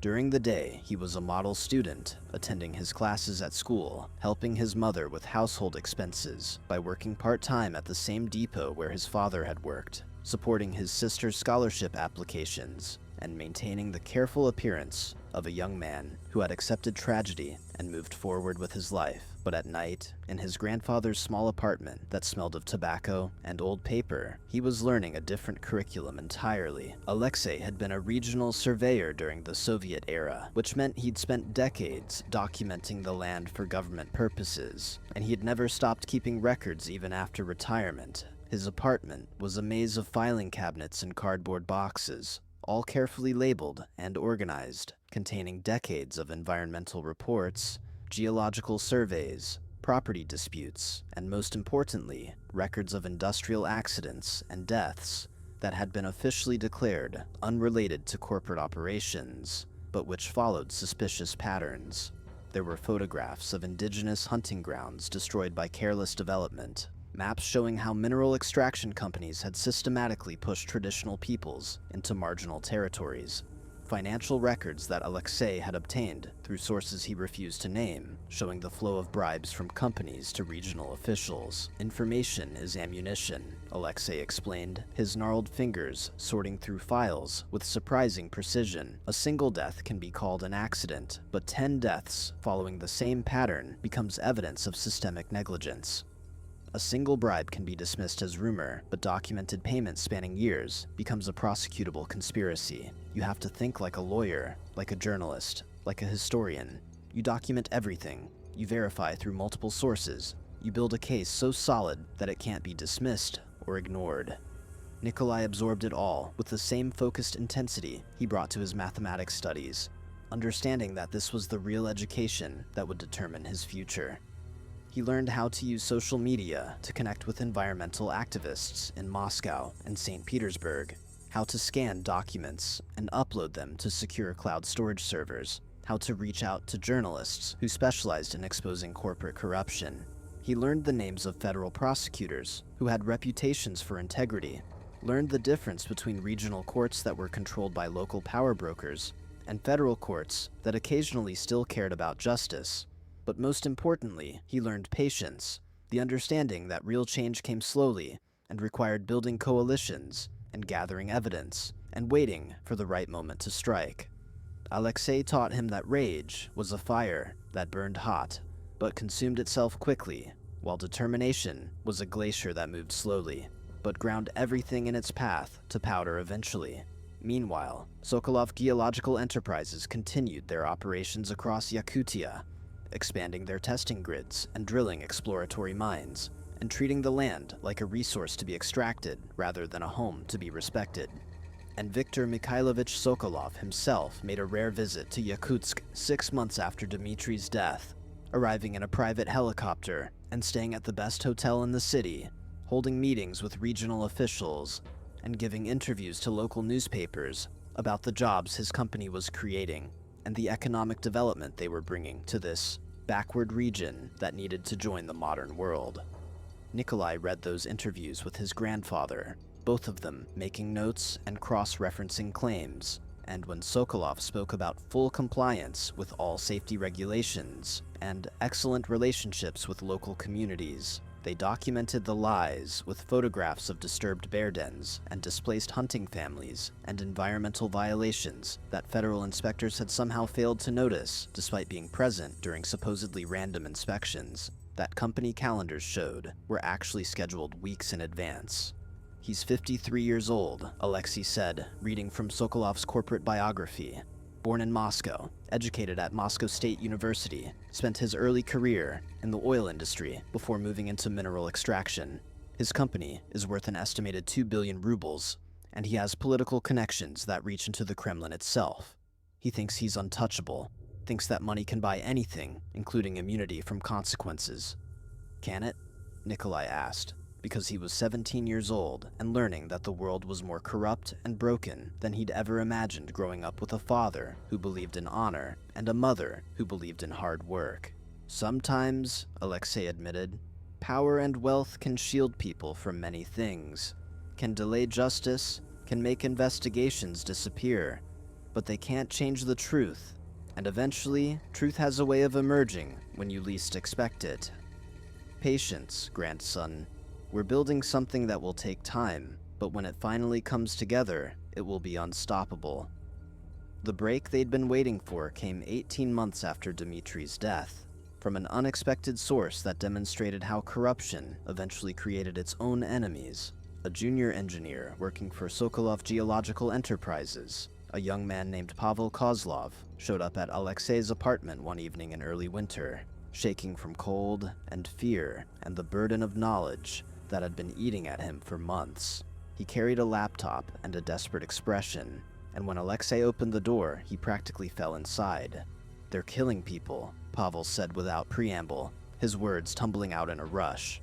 "Not directly, not obviously, but through negligence and bribery and covering up safety violations. I've been working for the company for 2 years, and I thought I was helping develop natural resources, contributing to economic growth. But I've been keeping my own records, my own photographs, and I finally understand what I'm really participating in. I want to help, if you'll have me, if you can protect me, because if Sokolov finds out I'm talking to you, I'll disappear or have an accident or simply lose my job and become unemployable in every mining company in Russia." They spent that entire night going through Pavel's files, and what he'd brought was devastating. Internal company emails showing that executives knew their seismic testing was disrupting wildlife behavior, but had calculated it was cheaper to pay occasional death settlements than to modify their operations. Geological surveys showing they were deliberately working in protected areas without proper permits, because the fines were less than the value of potential mineral deposits. Payroll records showing bribes to regional police and environmental inspectors disguised as consulting fees and security expenses. And most damningly, there was an internal risk assessment report that specifically mentioned the incident that killed Dmitry Ivanov, not by name, but by date and location, calculating that the likelihood of repeated bear encounters in disturbed territories was elevated but acceptable given current operational priorities. and recommending only that guards be given additional training in wildlife encounter protocols, rather than modifying their testing procedures to avoid bear denning areas entirely. "This is everything we need for a criminal case," Alexei said quietly, his hands trembling slightly as he held papers that represented years of waiting and planning finally coming together. "This proves knowledge of the risks, proves they chose profit over safety, proves a pattern of negligence that directly led to your father's death. But we need more than just Pavel's testimony, because the company will claim he's a disgruntled employee fabricating evidence. We need corroboration. We need multiple witnesses. We need to make this so public that the prosecutors can't ignore it." Nikolai had been accepted to the Technical Institute in Yakutsk, was studying engineering with good grades, while continuing to work part-time and help support his family. But more importantly, he'd been networking, connecting with other families who had lost members to what were officially called industrial accidents, or wilderness tragedies, but which followed the same suspicious patterns. There was Maria Stepanova, whose brother had died in a collapsed exploratory mine shaft that company records showed had been declared unsafe by their own engineers, but kept operational anyway. There was Yuri Volkov, whose hunting partner had been struck by a company truck on a road where the driver had been working 16-hour shifts, despite labor laws requiring breaks. There was Elena Petrova, a biologist who had been documenting environmental damage from mineral extraction and had been threatened with legal action for spreading false information detrimental to regional economic development.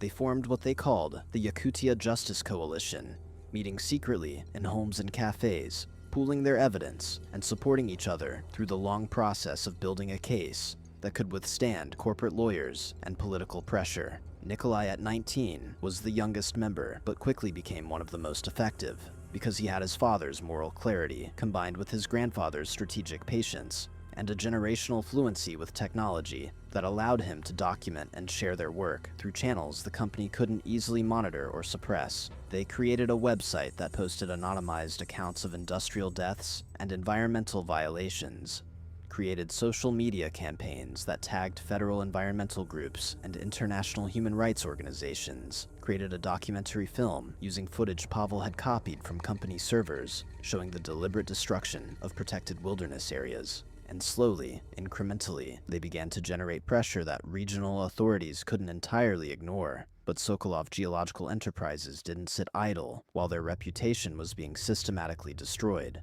They hired crisis management consultants from Moscow who launched counter-campaigns portraying the Justice Coalition as radical environmentalists trying to prevent economic development. They pressured local newspapers to stop covering the coalition's accusations. They filed nuisance lawsuits claiming defamation and demanding that the website be taken down. Most insidiously, they began targeting coalition members individually. Pavel lost his job and was blacklisted from working for any mining company. Maria was audited by tax authorities who suddenly discovered irregularities in her small business records. Yuri received anonymous threats warning him to stop spreading lies about job creators. And they came for Nikolai's family, specifically because he'd become the public face of the coalition, giving interviews and organizing protests. His sister Katya, who was now 16 and brilliant and had received a full scholarship to study biology at Novosibirsk State University, suddenly had her scholarship revoked after an anonymous complaint alleged she'd plagiarized parts of her application essay, an accusation that was completely false but required months to disprove through official channels. His mother was denied a promotion at the hospital, where she'd worked faithfully for 20 years, told by administrators who wouldn't meet her eyes that, given her family's involvement in controversial political activities, it wouldn't be appropriate to advance her to a supervisory position. Nikolai felt the weight of it, the understanding that his fight for justice was causing collateral damage to the people he most wanted to protect, and there were nights when he seriously considered giving up, accepting that some battles couldn't be won. Making peace with a world where money trumped morality, and corporations could murder with impunity. His mother never asked him to stop, never suggested he was wrong, but he could see the strain in her face, could feel the heaviness in their home that had nothing to do with grief and everything to do with being systematically punished for refusing to stay silent. It was his grandfather who kept him focused during those dark months, who reminded him that meaningful change always required sacrifice, who pointed out that the very ferocity of the company's retaliation proved they were having an impact. They wouldn't be trying so hard to silence you if you weren't threatening their operations, Alexei said. Every lawsuit they file, every family they harass, every bribe they pay to local officials, it all costs them money and creates more evidence of their corruption. You're not just fighting for your father anymore, you're fighting for a principle, and principles don't negotiate with bullies. The turning point came 2 years and 3 months after Dmitri's death, when the Justice Coalition finally got the attention of someone who had both power and integrity, a federal prosecutor named Svetlana Mikhailovna Volkova, who had made a career of taking on cases that other prosecutors wouldn't touch because they were too politically sensitive, or too difficult, or simply too righteous to be profitable. She'd seen the Coalition's documentary film, had reviewed the evidence Pavel had provided, and she'd reached out through an encrypted channel asking to meet. They gathered in a conference room in the federal prosecutor's office in Yakutsk, a building that was deliberately austere and functional compared to the gleaming corporate headquarters where Sokolov's lawyers worked. And Volkova was not what Nikolai had expected. She was perhaps 45, gray-haired and tired-looking, wearing an inexpensive suit and practical shoes, and she had the air of someone who had seen too much of humanity's worst aspects, but somehow retained faith that law could still mean something beyond whatever the powerful decided it meant. "I've been reviewing your case materials for 6 weeks, she said without preamble, spreading documents across the table. I've verified sources, cross-referenced financial records, interviewed witnesses independently, and I want you to understand something clearly before we proceed. Pursuing criminal charges against Sokolov Geological Enterprises will be difficult, expensive, and dangerous for everyone involved. The company has lawyers who will challenge every piece of evidence. They have political connections who will pressure my superiors to drop the investigation, and they have enough money to make this process take years. Are you prepared for that reality? My father is dead because they chose profit over safety, Nikolai said quietly. My family has already paid the highest price. I'm prepared to see this through, no matter how long it takes." Volkova studied him for a moment, and something in her expression softened. "Your father was a hunter named Dmitry Ivanov, aged 54, died March 2010 when a bear he'd tried to warn company employees about attacked. The official report says accidental death, no one at fault, case closed. But you have internal company documents proving they knew the risks and accepted them. You have witness testimony from their own employees, and you have a pattern of similar incidents that suggests systematic negligence rather than random tragedy. That's enough to open an investigation, possibly enough to bring charges. But I need you to understand that we're not just fighting Sokolov Geological Enterprises. We're fighting a system where regional officials have been taking bribes for years and will fight to protect their income streams, where judges have political incentives to rule in favor of economic development over indigenous rights, where the media can be pressured to portray this as radical environmentalism rather than basic justice. Then what do you suggest? Maria asked, speaking for the first time. We need more than a criminal case, Volkova said. We need a comprehensive exposure that attacks their operations on multiple fronts simultaneously. Criminal charges for the deaths, environmental charges for the violations, labor charges for the safety issues, financial charges for the bribery. We need to create a situation where they're defending themselves on so many fronts that their resources get spread thin. And most importantly, we need to make this national news. Need to get Moscow media involved so that regional officials can't bury it the way they've buried previous investigations. Over the next year, they executed that strategy with the precision of a military campaign. Volkova filed criminal charges against Sokolov Geological Enterprises and 3 of its executives for criminal negligence resulting in death, using Dmitri's case as the primary example, but referencing 6 other deaths that followed similar patterns. She coordinated with environmental prosecutors to file parallel charges for violating protected wilderness areas and disturbing endangered species habitats.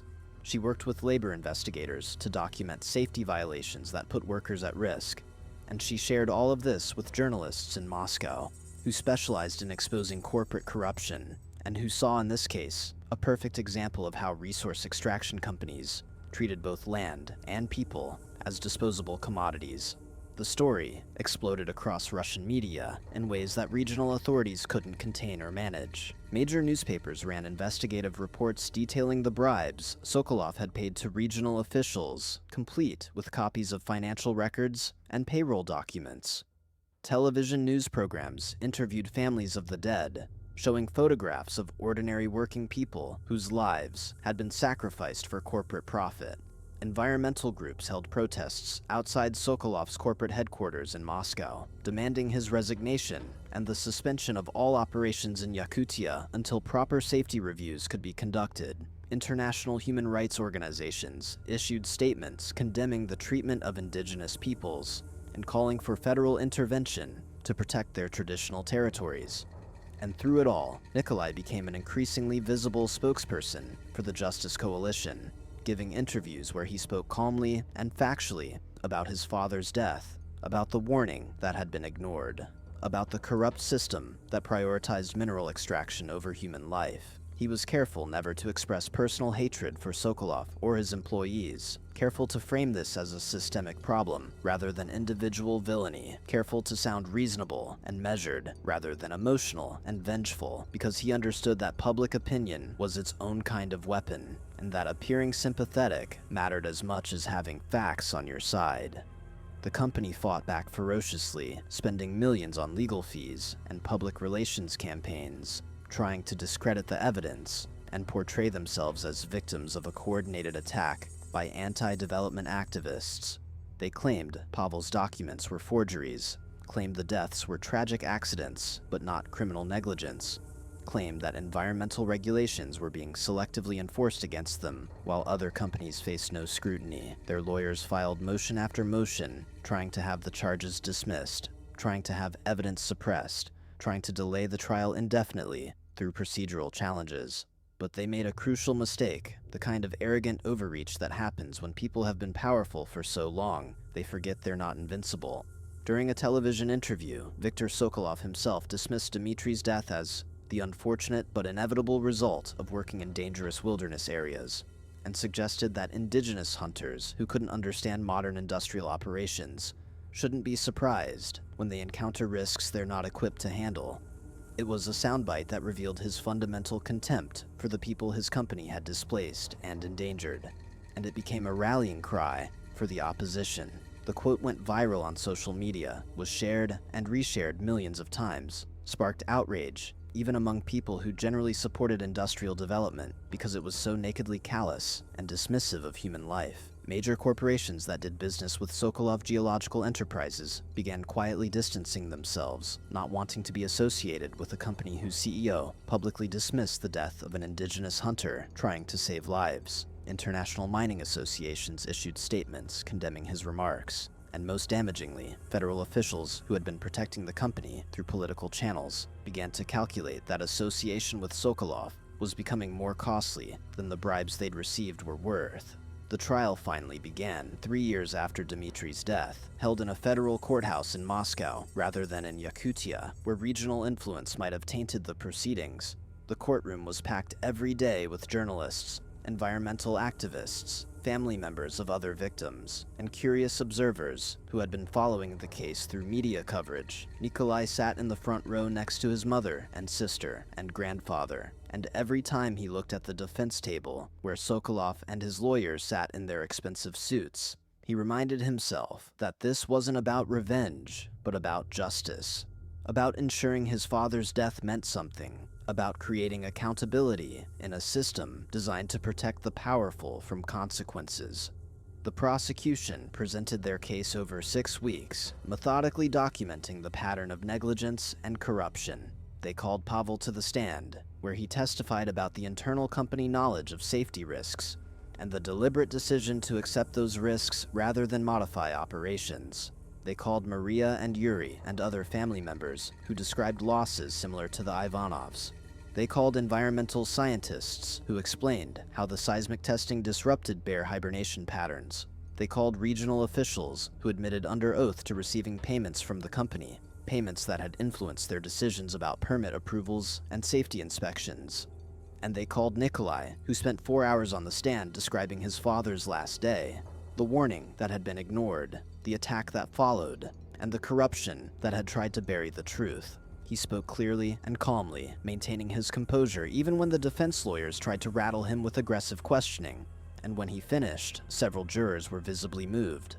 The defense tried to argue that the deaths were tragic accidents, but not criminal acts, that the company had followed all legal requirements, even if those requirements were inadequate, that regional officials had acted independently, and that the company couldn't be held responsible for corruption they didn't directly control.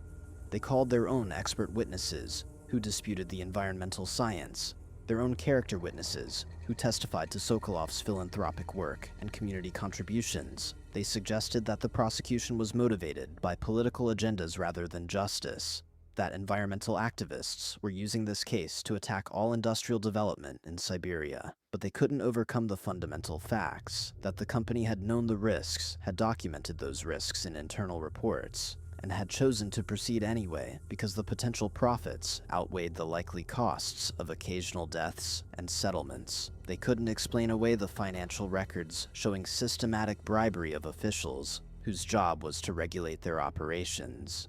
They couldn't escape the pattern of similar incidents spanning years and multiple locations. The verdict came after 3 days of jury deliberation, read in a courtroom so quiet that the sound of breathing seemed loud. Guilty on charges of criminal negligence resulting in death. Guilty on charges of environmental violations. Guilty on charges of corrupting public officials. And the sentences followed with a severity that shocked observers who were used to corporate criminals receiving wrist-slap fines and suspended sentences. Viktor Sokolov personally received 5 years in a minimum security facility. His company was fined 800 million rubles and ordered to pay restitution to victims' families, and perhaps most importantly, their operating licenses for all projects in Yakutia were permanently revoked, pending a comprehensive environmental and safety review that would take years to complete and likely result in most of their operations being shut down permanently. The courtroom erupted in applause and tears, and Nikolai felt his mother's hand grip his so tightly it hurt, felt his sister lean against his shoulder while she wept, felt his grandfather's steady presence beside him, like an anchor in storm. Across the room, Sokolov sat frozen in his chair, his face pale with shock, perhaps only now understanding that wealth couldn't always purchase immunity, that arrogance eventually exceeded its reach, that the people he dismissed as backward and irrelevant had brought down his empire through patience and documentation, and refusing to accept that justice was negotiable. In the months that followed, the case became a watershed moment for indigenous rights and corporate accountability in Russia, cited by activists and prosecutors across the country who had been fighting similar battles. The regional officials who had taken bribes were prosecuted and removed from office, creating an opportunity for new leadership less willing to sell out their communities for personal enrichment. Environmental groups used the precedent to challenge other questionable development projects. Armed with evidence that federal courts could be convinced to side with preservation over extraction when the evidence was strong enough, Pavel found work with an environmental consulting firm, using his geological expertise to help communities evaluate industrial proposals and identify potential problems before they became tragedies. And Nikolai, who was now 23 and had deferred his education multiple times to focus on the case, finally returned to his studies at the Technical Institute with a clarity of purpose he'd never had before. He was studying environmental engineering, planning to specialize in sustainable development that balanced economic needs with environmental protection and respect for indigenous knowledge. His sister had been readmitted to university with her scholarship restored and an apology from administrators, and she was thriving in her biology program. His mother had been promoted at the hospital and used part of the restitution money to finally repair their house and replace the truck that had died years ago. But more importantly, the Yakutia Justice Coalition continued to operate, expanding to help other communities facing similar threats, providing legal assistance and documentation support and advocacy for families who would otherwise have no voice against corporate power. They named their headquarters after Dmitry Ivanov, installing a memorial plaque that honored his sacrifice and reminded visitors that justice often begins with ordinary people refusing to accept that their lives matter less than other people's profits.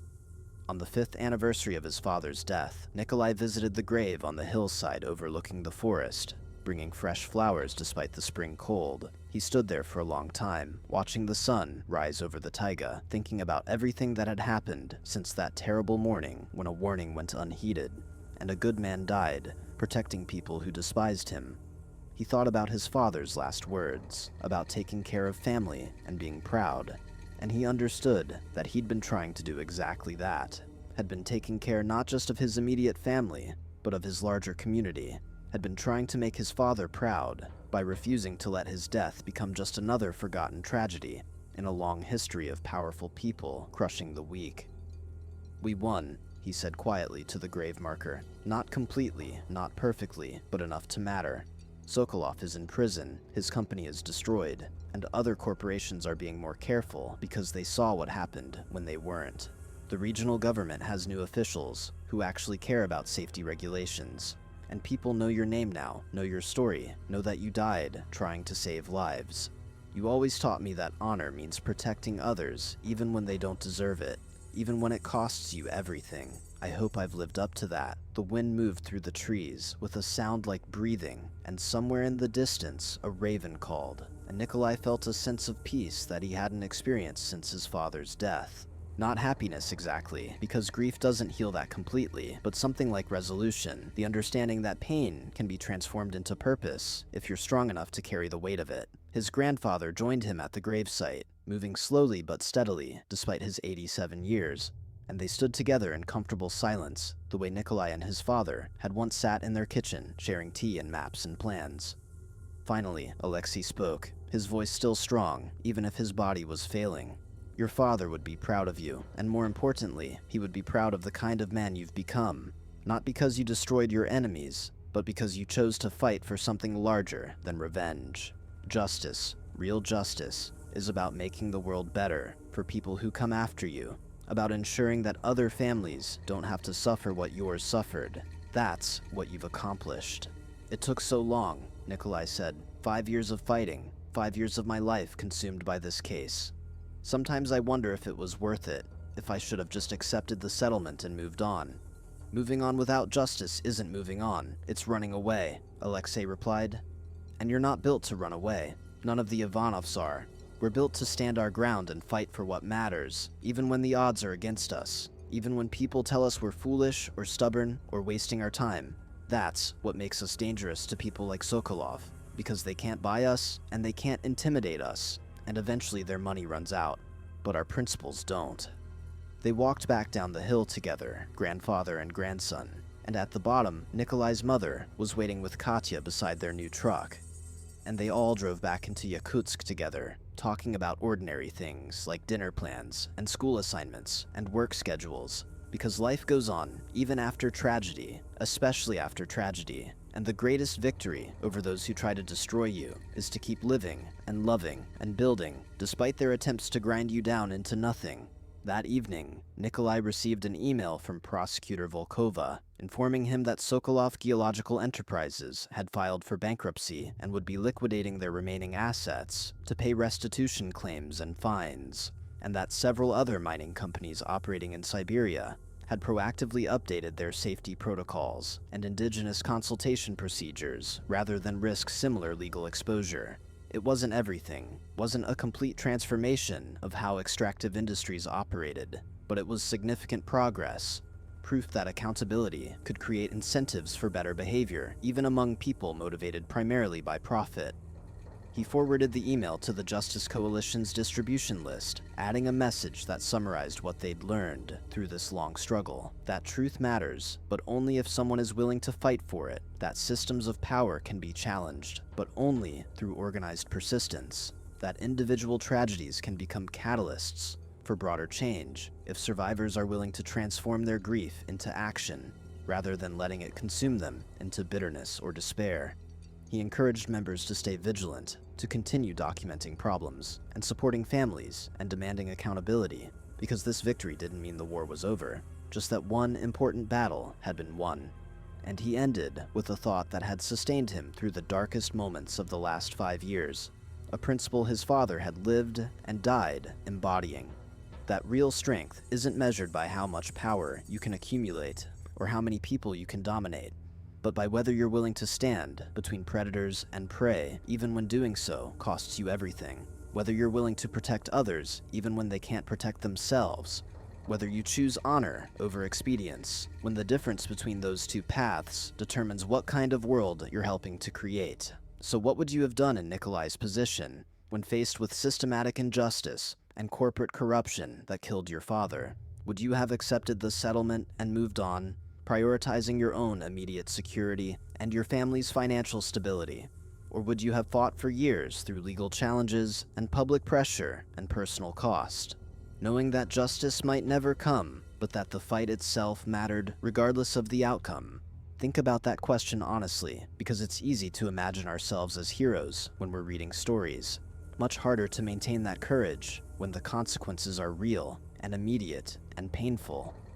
The story of the Ivanovs and their battle against Sokolov Geological Enterprises became a case study taught in law schools and environmental programs across Russia, an example of how ordinary people with limited resources could challenge powerful institutions through strategic thinking and moral clarity. Nikolai was invited to speak at conferences and universities, to consult with other communities facing similar challenges, to serve on advisory boards for environmental protection agencies. He declined most of these invitations, preferring to focus on his studies and his work with the Justice Coalition, because he understood that fame was a distraction and that real change happened through the unglamorous work of documentation and advocacy and supporting others rather than through celebrity and publicity. But he accepted some speaking invitations, particularly those at schools in rural Siberia, where indigenous students needed to see examples of people like themselves achieving justice against overwhelming odds. He would stand at podiums and tell his father's story, always emphasizing that Dmitry had died protecting others, always making clear that the victory came not through individual heroism, but through community organizing and legal strategy, and refusing to give up even when defeat seemed certain. And he would look out at audiences of young people from minority backgrounds who had been told implicitly or explicitly that their lives mattered less than economic development. And he would see in their eyes the same fire he'd felt when his grandfather first taught him that documentation could be a weapon and patience could be a strategy. Years passed. Nikolai graduated with honors from the Technical Institute, married a woman named Anya who was an environmental lawyer and understood the demands of his work, had 2 children who grew up hearing stories about their grandfather Dmitry and the principles he'd lived by.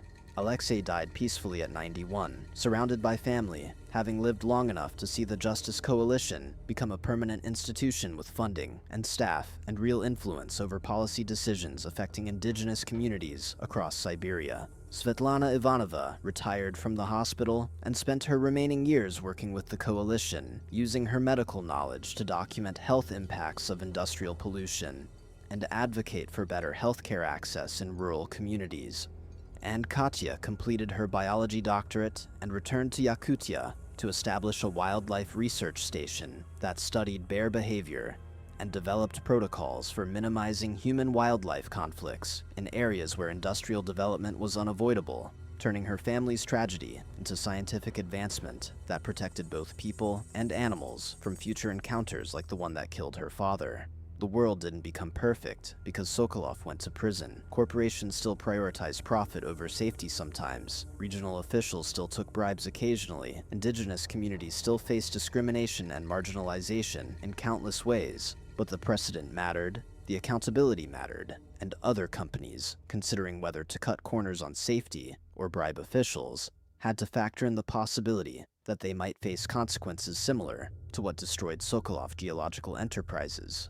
It was incremental progress rather than revolutionary change, but incremental progress sustained over years becomes transformation. Viktor Sokolov served his 5 years in prison and was released at age 58, broken financially and ruined professionally, unable to find work in the mining industry, and reduced to living in a modest apartment in Moscow, far from the luxury he'd once enjoyed. He never publicly apologized for the deaths his negligence caused, never acknowledged responsibility beyond what the court verdict forced him to accept, and he died of a heart attack at 63, largely forgotten by the business world that had once celebrated him as a visionary developer. The lesson was clear: arrogance and contempt for human life might generate short-term profits, but eventually the moral bill comes due, and when it does, all the money and connections in the world can't purchase redemption that should have been earned through basic decency and respect for life. This story matters not because it has a perfect ending where all evil is punished and all good is rewarded, but because it demonstrates something fundamental about how justice works in reality versus how we imagine it in fantasy. Real justice is slow and difficult and requires strategic thinking and persistent effort and the willingness to sacrifice personal comfort for principles that benefit others. Real justice comes from communities organizing together rather than individual heroes acting alone. Real justice requires documentation and evidence and legal expertise and public pressure and the kind of patience that can maintain focus through years of setbacks and frustrations. But most importantly, real justice starts with individuals like Dmitry Ivanov, who choose to protect others even at cost to themselves, who demonstrate through their actions what honor and integrity actually mean beyond abstract concepts. And it continues through people like Nikolai, who transform their grief into purpose, who refuse to let their loved ones' deaths become meaningless statistics, who understand that the fight for accountability and human dignity is never finished, but always worth continuing. If this story moved you, if it made you think about the true meaning of strength and the difference between power and justice, share it with others who need to understand that ordinary people can challenge extraordinary corruption and win. Subscribe to hear more stories about real courage versus the performance of toughness, about communities protecting themselves through organization rather than individuals seeking revenge, about the slow, grinding work of creating a world where everyone's life matters regardless of their wealth or status or connections. Because these stories aren't just entertainment, they're roadmaps for how to actually fight injustice in practical terms, how to honor the dead by making their sacrifices meaningful, how to create lasting change that benefits people you'll never meet in places you'll never visit. The legacy of Dmitry Ivanov wasn't measured in monuments or public holidays, but in the fact that 5 years after his death, indigenous hunters in Yakutia could report safety violations without fear of retaliation, could expect investigations to actually investigate rather than cover up, could believe that their lives mattered as much as corporate profits in the eyes of law, if not always in the eyes of lawmakers. That's what justice looks like in reality. Not perfect, not complete, but better than before, and trending in the right direction because people refused to accept that wrong was inevitable or that fighting back was futile. Remember this, true power isn't measured by how much you can take from others, but by what you're willing to give to protect them. True courage isn't charging into battle seeking glory, but standing firm on principle even when every practical consideration suggests surrender. And true victory isn't destroying your enemies, but creating a world where their kind of cruelty and contempt becomes less common, because the costs of behaving that way finally outweigh the benefits. Dmitry Ivanov died trying to save lives of people who despised him, and through his death, his son learned to fight a different kind of battle, one that took years instead of minutes, but had impacts that lasted generations. That's the story worth telling, the example worth following, the kind of strength that actually makes the world better, rather than just making one person feel powerful at others' expense. Daniel Crawford was 9 years old on the morning his mother stood at the kitchen window of their small house on the edge of Calgary, her hand pressed against the glass as if she could reach through it and